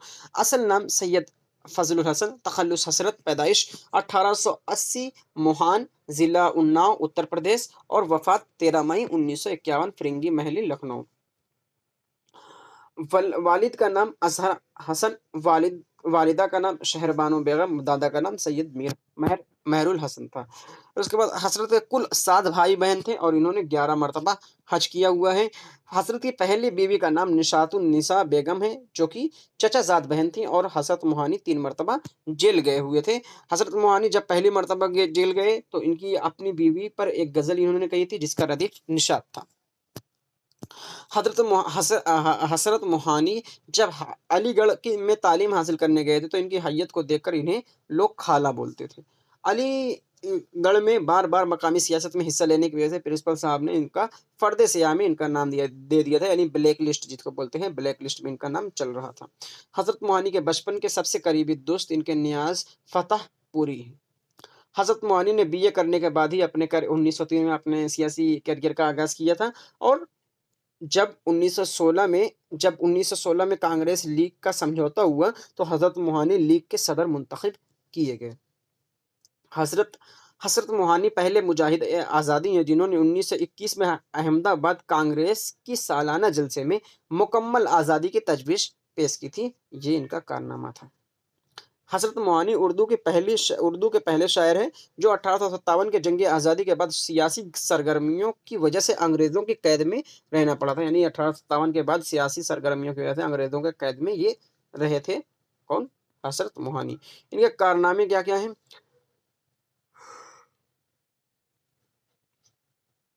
निकात सुखन, मुशाहदात जिंदा, खुदनविश्त है।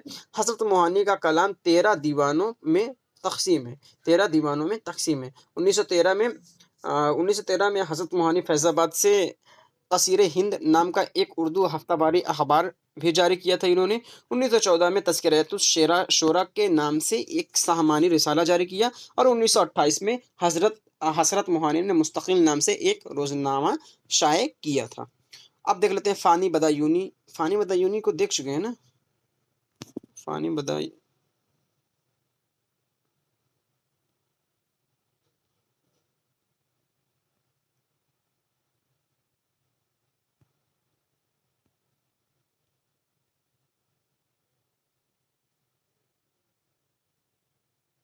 चलिए फ़ानी बदायूनी को देख लेते हैं। फ़ानी बदायूनी असल नाम शौकत अली ख़ान, तख़ल्लुस पहले शौकत इस्तेमाल करते थे, बाद में ये फ़ानी इस्तेमाल करने लगे। पैदाइश 13 सितंबर 1879 यानी 79। वफ़ात 1941 हैदराबाद। वालिद का नाम शफ़ाअत अली ख़ान था और ये थानेदार थे। एक थानेदार थे, शफ़ाअत अली ख़ान था और थानेदार थे। फ़ानी ने शौकत की जगह फ़ानी तख़ल्लुस 1899 में अख्तियार किया, यानी फ़ानी ने पहले शौकत इस्तेमाल करते थे, बाद में ये फ़ानी इस्तेमाल करने लगे। तो इन्होंने 1899 में ये तख़ल्लुस अख्तियार किया था। फ़ानी ने अपनी पहली गज़ल 1890 में कही थी जो रिंदाना ख़याल पर मुश्तमिल थी। रिंदाना ख़यालत पर मुश्तमिल थी, 1890 में इन्होंने कही थी और 1899 में इन्होंने तख़ल्लुस बदला था।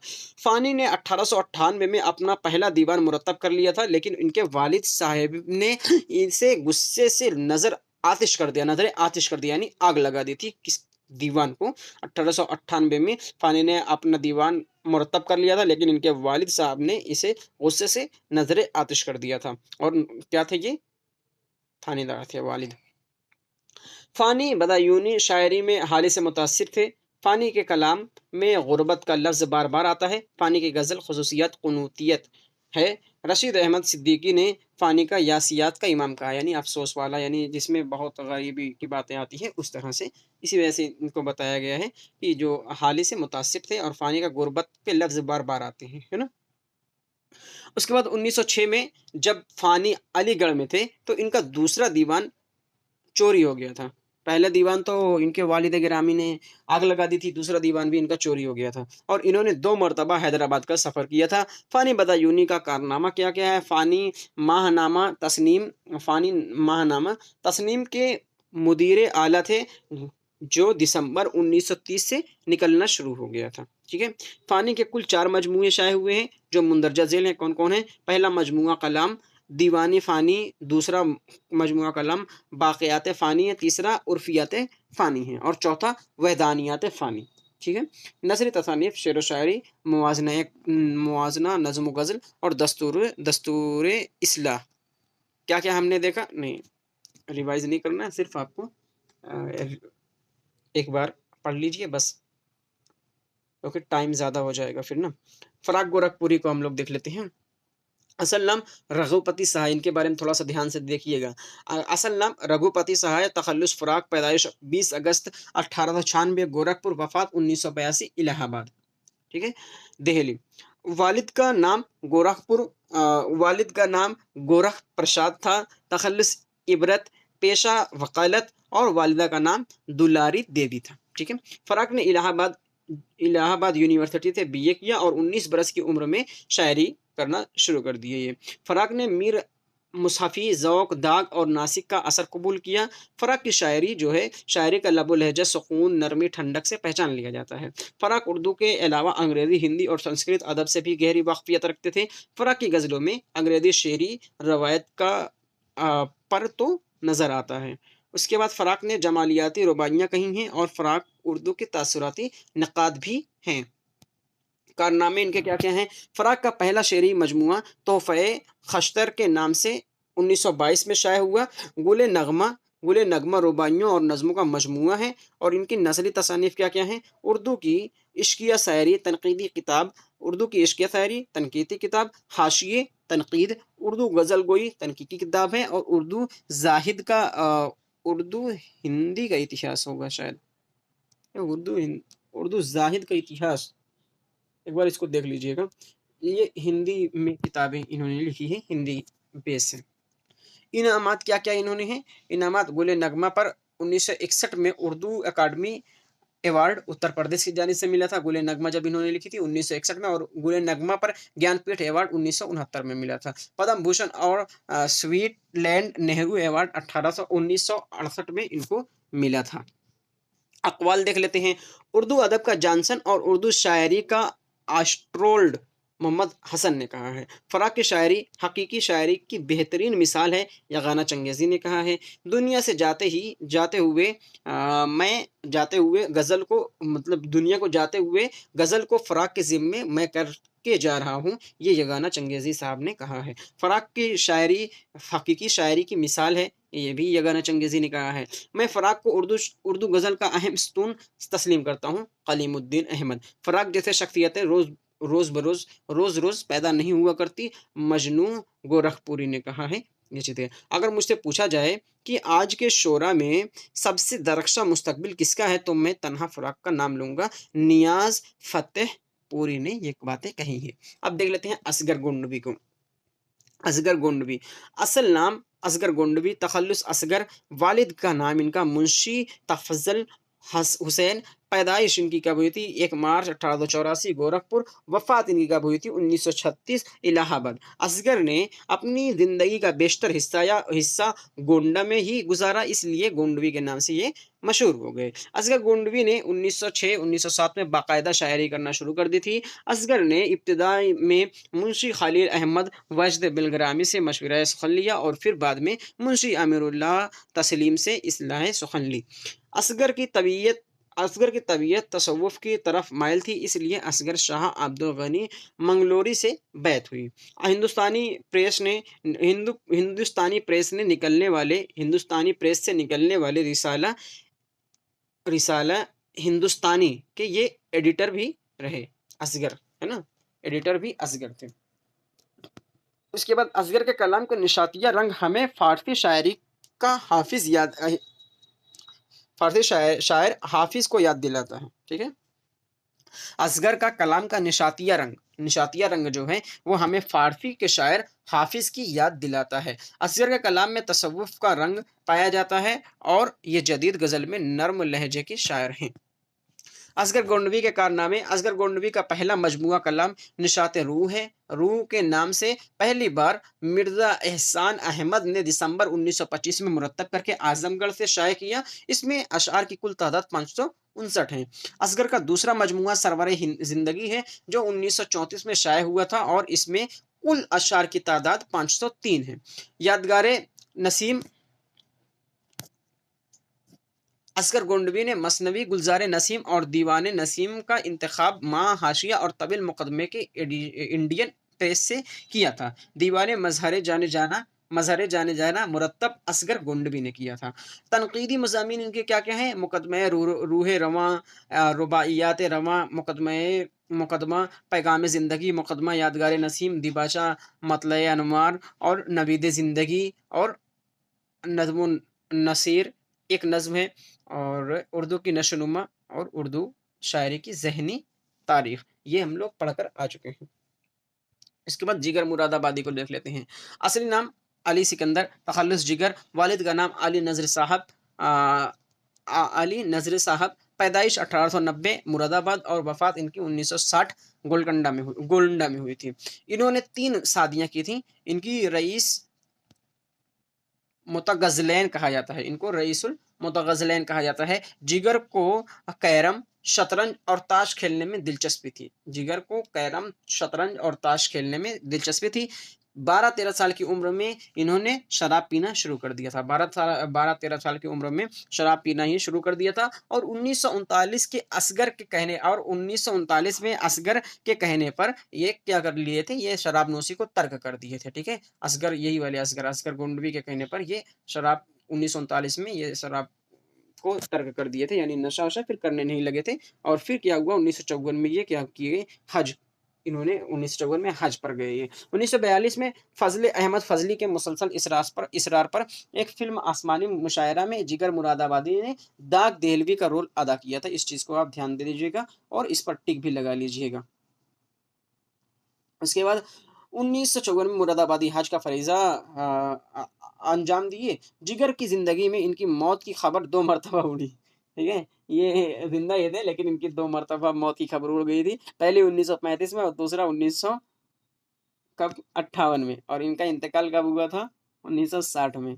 ठीक है, 20वीं सदी में उर्दू गजल की 4 स्तून हैं, फानी हसरत, असगर और जिगर। अली अहमद सरूर ने जिगर को खास अली अहमद सरूर से जिगर मुरादाबादी को खास दोस्ती थी। जिगर मुरादाबादी के कारनामे देख लेते हैं।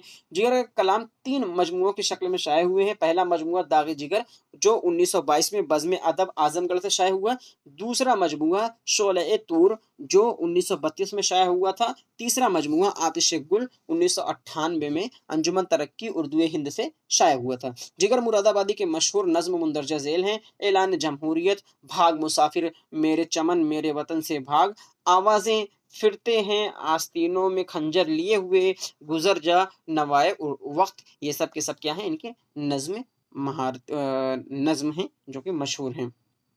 उसके बाद हम लोग आ जाते हैं यगाना चंगेजी पर। यगाना चंगेजी असल नाम मिर्जा वाजिद हुसैन, तखल्लुस पहले यास बाद में यगाना। पैदाइश इनकी 17 अक्टूबर 1884 पटना, वफात 1956 लखनऊ। वालिद का नाम मिर्जा गुलाम हुसैन उर्फ मिर्जा प्यारे साहब था।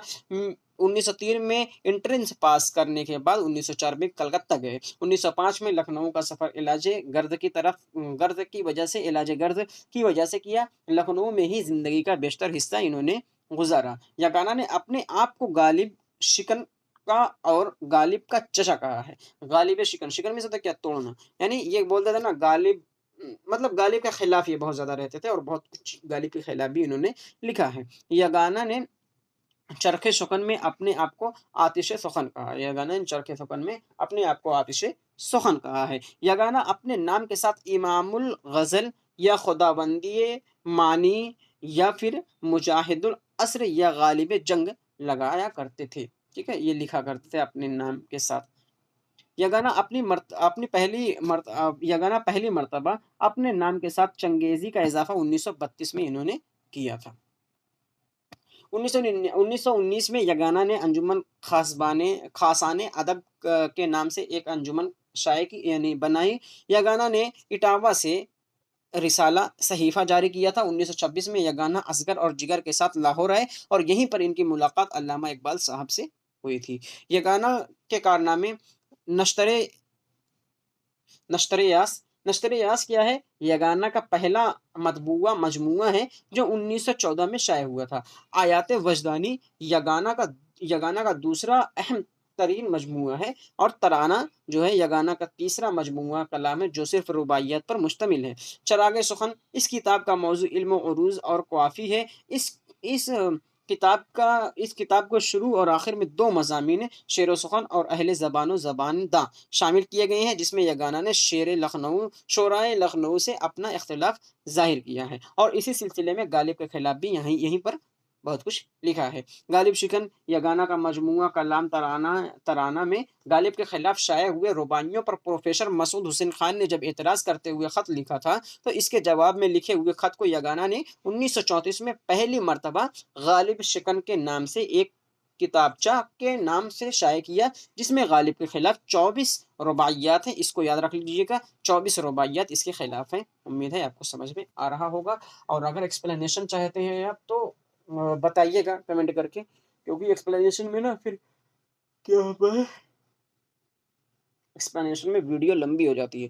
अभी हम लोग 1 घंटा 20 मिनट आसपास कर लिए हैं वीडियो और इसमें ही कितनी चीज़ों का कितने शायरों को हमने कवर किया है। अगर एक्सप्लेनेशन देंगे ना, यही कम से कम अब तक पता है 2 घंटा प्लस होती वीडियो, 2 घंटा प्लस होती वीडियो, है ना? 2.5 घंटा के आसपास पहुँच चुकी होती। इसी को 1.5 घंटे के अंदर ही कवर कराया जा रहा है। तो अगर आप इस तरीके से समझ पा रहे हैं, तो भी बताइएगा कमेंट करके कि ऐसे ही चलने दें, और वरना फिर एक्सप्लेनेशन चाहते हैं तो एक्सप्लेनेशन के लिए कमेंट करके ज़रूर बताइएगा। आगे बढ़ते हैं, कसीदे के आगाज़ व इर्तिका की तरफ चलते हैं। उससे पहले अगर आप पानी-वानी पीना चाहते हैं, तो आप पी लीजिए। फिर कसीदे की आगाज़ व इर्तिका और फिर ज़ौक़ और सौदा को पढ़ेंगे, बहुत छोटा ये होने वाला है। फिर कुछ देर बाद इनके वो सब पढ़ेंगे, यानी कुछ देर बाद मतलब कि कल हो सकता है कसीदे के चीज़ों को देखें, और फिर मसनवी मर्सिया और नज़्म कल तीनों कवर करना है आपका। तो अगर आपको पानी-वानी पीना है तो पी सकते हैं। 2 मिनट का ब्रेक ले रहे हैं।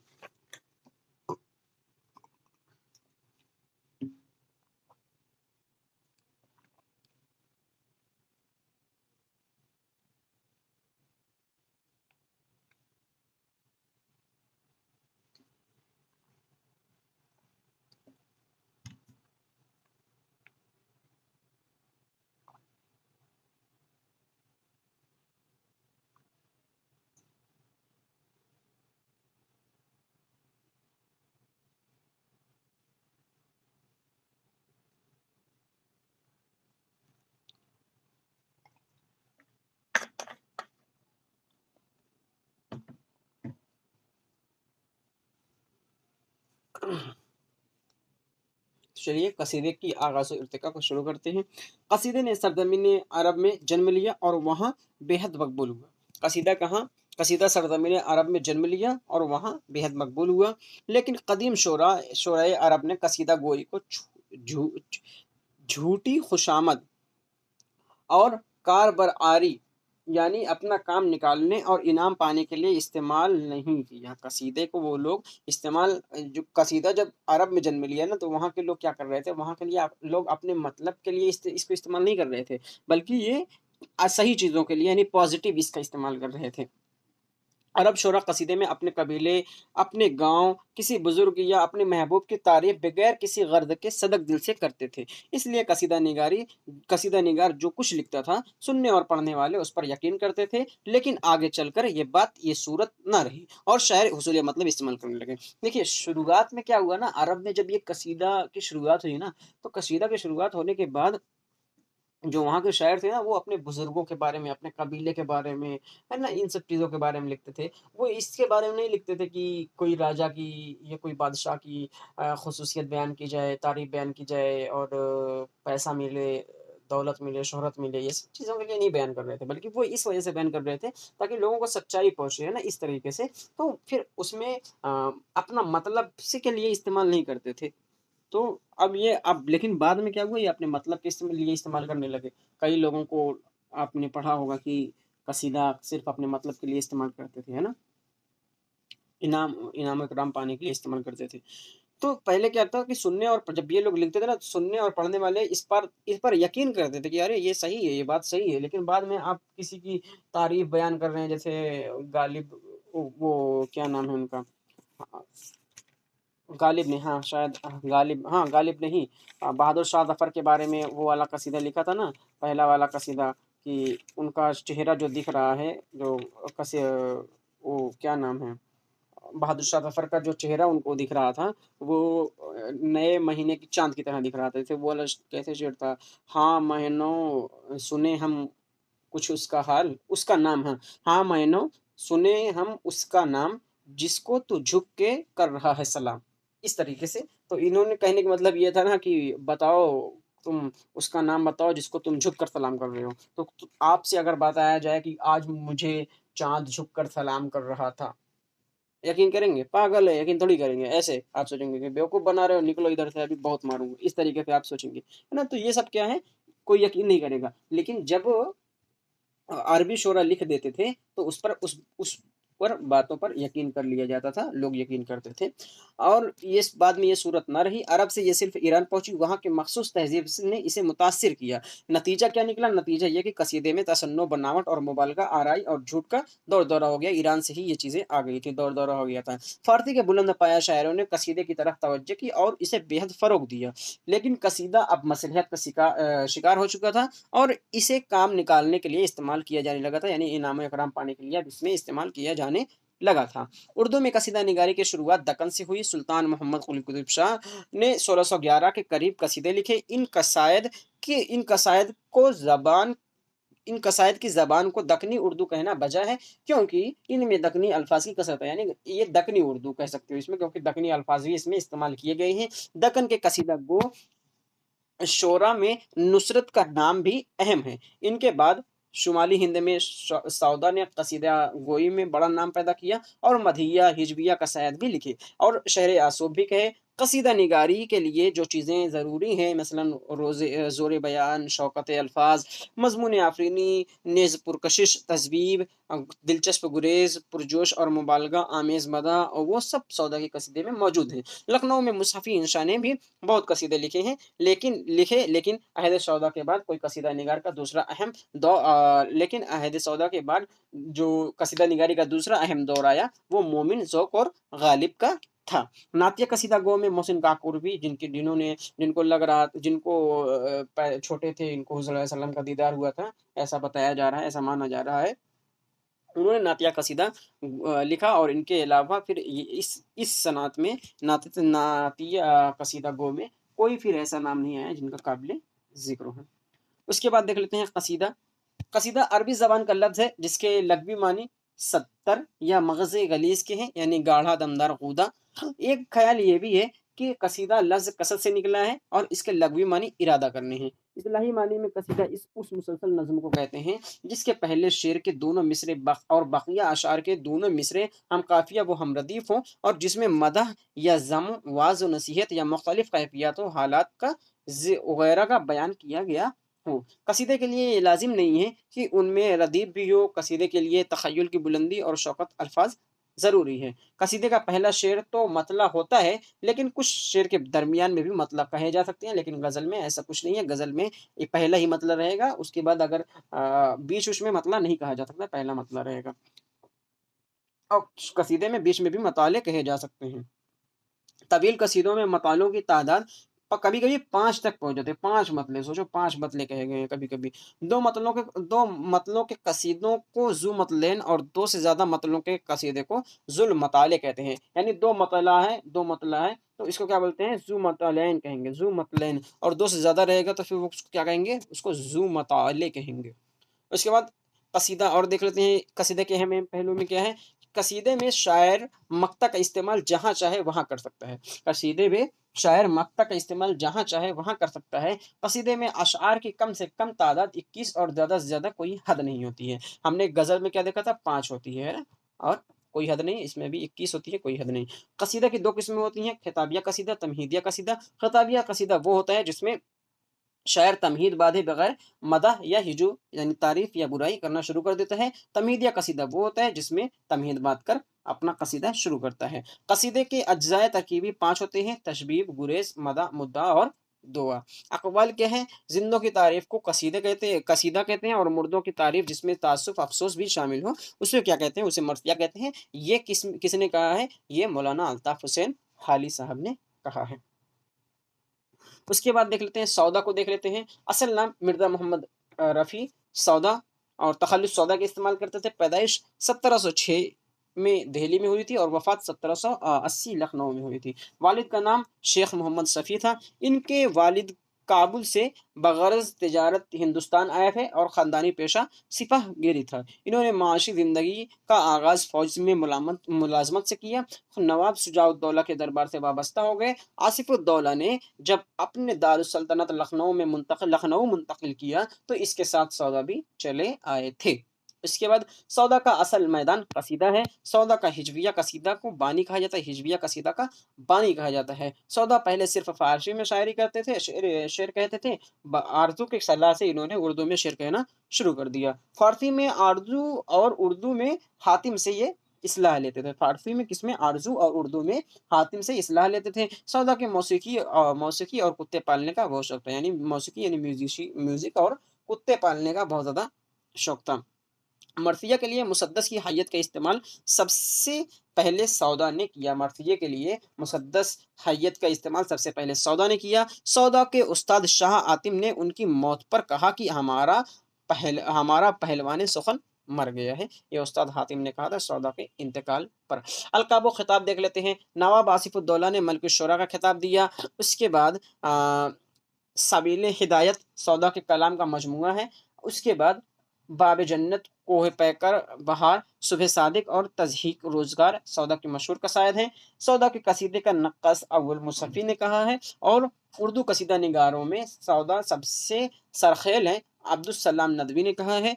उसका सौदा को कसीदा में साहिब यज़बेगा मीर हसन ने कहा है। उसके बाद ज़ौक़ है। एक चीज़ और कि ये जो आपको सिर्फ़ सौदा सिर्फ़ इतना ही पढ़कर नहीं जाना है। जैसे आपको दे दिया गया है सौदा और ज़ौक़ को सिर्फ़ 2 के बारे में आपको पढ़ना है। एक ज़ौक़ के बारे में पढ़ना है और दूसरा सौदा के बारे में पढ़ना है। सौदा ने जो कसीदा लिखा है ना उसकी बेसिक जानकारी भी आपको होनी चाहिए। जैसे सुबह सादिक है ना, सुबह सादिक की बेसिक जानकारी आपको रहनी चाहिए। सुबह सादिक की बेसिक जानकारी आपको रहनी चाहिए। अगर आप इसको कहीं से पढ़ ले रहे हैं तो ठीक, वरना बताइएगा कि इसका अलग से वीडियो बना दिया जाएगा। एक-एक कसीदे को उसकी जो कहानियाँ रहेंगी उसको कहानी के रूप में आपको बता दिया जाएगा। आप अच्छी तरह से समझ सकते हैं, समझ जाएँगे अच्छी तरह से। अब देख लेते हैं ज़ौक़ को देख लेते हैं। ज़ौक़ असल नाम शेख मोहम्मद इब्राहिम, तख़ल्लुस ज़ौक़, पैदाइश 1788 दिल्ली, वफ़ात 1854 दिल्ली। वालिद का नाम शेख मोहम्मद रमज़ान। इब्तिदाई तालीम हाफ़िज़ गुलाम रसूल के मकतब में हुई थी। अपने कलाम की इस्लाह शाह नसीर से लेते थे। शाह नसीर के तवस्सुत से इनकी रसाई लाल किला तक पहुँची और लाल किला में कसीदा गोई में महारत के बिना पर इनको ख़ाक़ानी हिंद का खिताब मिला था और ये मलिक शुरा भी थे। ये दिल्ली से बाहर कहीं नहीं गए थे। बहादुर शाह के ज़फ़र के दरबार से वाबस्ता थे। जब बहादुर शाह ज़फ़र तख्त नशीन हुए तो इन्हें सल्तनत का मलिक शुरा करार कर दिया गया। ज़ौक़ को मोहम्मद हुसैन आज़ाद ने उर्दू नज़्म का नाम करार दिया है और ज़ौक़ की गज़लों में इख्तिसार पाया जाता है। ग़ौस की नज़्मों में इख्तिसार पाया जाता है। एक चीज़ और जान लीजिए कि इन्होंने सिवाय एक कसीदे के जो एक बुज़ुर्ग सैयद आशिक निहाल चिश्ती की मदाह में हैं, उनके तमाम कसीदे अकबर शाह सानी और अकबर शाह सानी और बहादुर शाह ज़फ़र के मदाह में है। क्या है कि सिवाय एक कसीदे के जो एक बुज़ुर्ग सैयद आशिक निहाल चिश्ती की मदाह में हैं, उनके तमाम कसीदे अकबर शाह सानी और ज़फ़र बहादुर शाह के मदाह में हैं। ठीक है? उम्मीद है आपको समझ में आ गया होगा। और अलक़ाब व ख़िताब इनके हैं। ज़ौक़ का खान बहादुर का खिताब मिला था, अलक़ाब व ख़िताब। तो कैसी लगी वीडियो ज़रूर बताइएगा। मैराथन थी ये, लेकिन मैराथन पता नहीं चली क्योंकि एक्सप्लेनेशन नहीं थी इसमें। 70 पेज की ये आपकी नोट्स बनी हुई है। 70 70 पेज की। अगर इसको पढ़ाते, एक्सप्लेनेशन के साथ पढ़ाते, तो ये कम से कम 3 से 4 घंटा की वीडियो बनती, है ना? 3 से 4 घंटा की वीडियो बनती। लेकिन आप लोगों की छूट के लिए, आप लोगों के कहने पर इसको इस तरह से बनाया गया है कि ये जल्द से जल्द, हम तो सोचे थे 1 ही घंटे में कंप्लीट होगी, लेकिन 1.5 घंटा लग गया। तो वीडियो कैसी लगी ज़रूर बताइएगा, और आप लोग क्या चाहते हैं, एक्सप्लेनेशन के साथ बनाई जाए या ऐसे ही चलने दिया जाए? तो जो आप चाहते हैं उस तरीके से बताएं, आपको उसी तरह से किया जाएगा। और कोई राय देना चाहते हैं आप, तो कमेंट बॉक्स खुला हुआ है। और फ्री नोट्स आप जानते हैं कि नीचे डिस्क्रिप्शन बॉक्स दिया गया है, उसमें एक लिंक होगी व्हाट्सएप ग्रुप की, आप उससे ज्वाइन हो जाएंगे तो आपको नीचे आपको हर फ्री बैच की नोट्स मिल जाएगी, चाहे वो डी-ट्रिपल-एस-बी हो गया, सी-टेट हो गया, यूपी टेट हो गया, या फिर महाराष्ट्र टेट हो गया, सबकी। फिलहाल डी-ट्रिपल-एस-बी का बैच चल रहा है, सी-टेट का बैच चल रहा है, और महाराष्ट्र यानी महाटेट का बैच चल रहा है। ये तीनों बैच चल रहे हैं। आप इसमें से अगर किसी कोई आपके पहचान का हो तो हमारा चैनल ज़रूर उनको सजेस्ट कीजिए कि हमारे वहाँ बिल्कुल फ्री थ्योरी वाइज वीडियोस कराई जा रही हैं। फ्री नोट्स के लिए आप नीचे डिस्क्रिप्शन बॉक्स में लिंक दिए गए हैं, वहाँ जा सकते हैं। और कोई भी जानकारी चाहिए तो आप हमारे इस नंबर पर कांटेक्ट कर सकते हैं। और फिर मिलते हैं अगली वीडियो में। शाद रहिए, आबाद रहिए, खुश रहिए, जिंदाबाद रहिए। खुदा हाफिज़।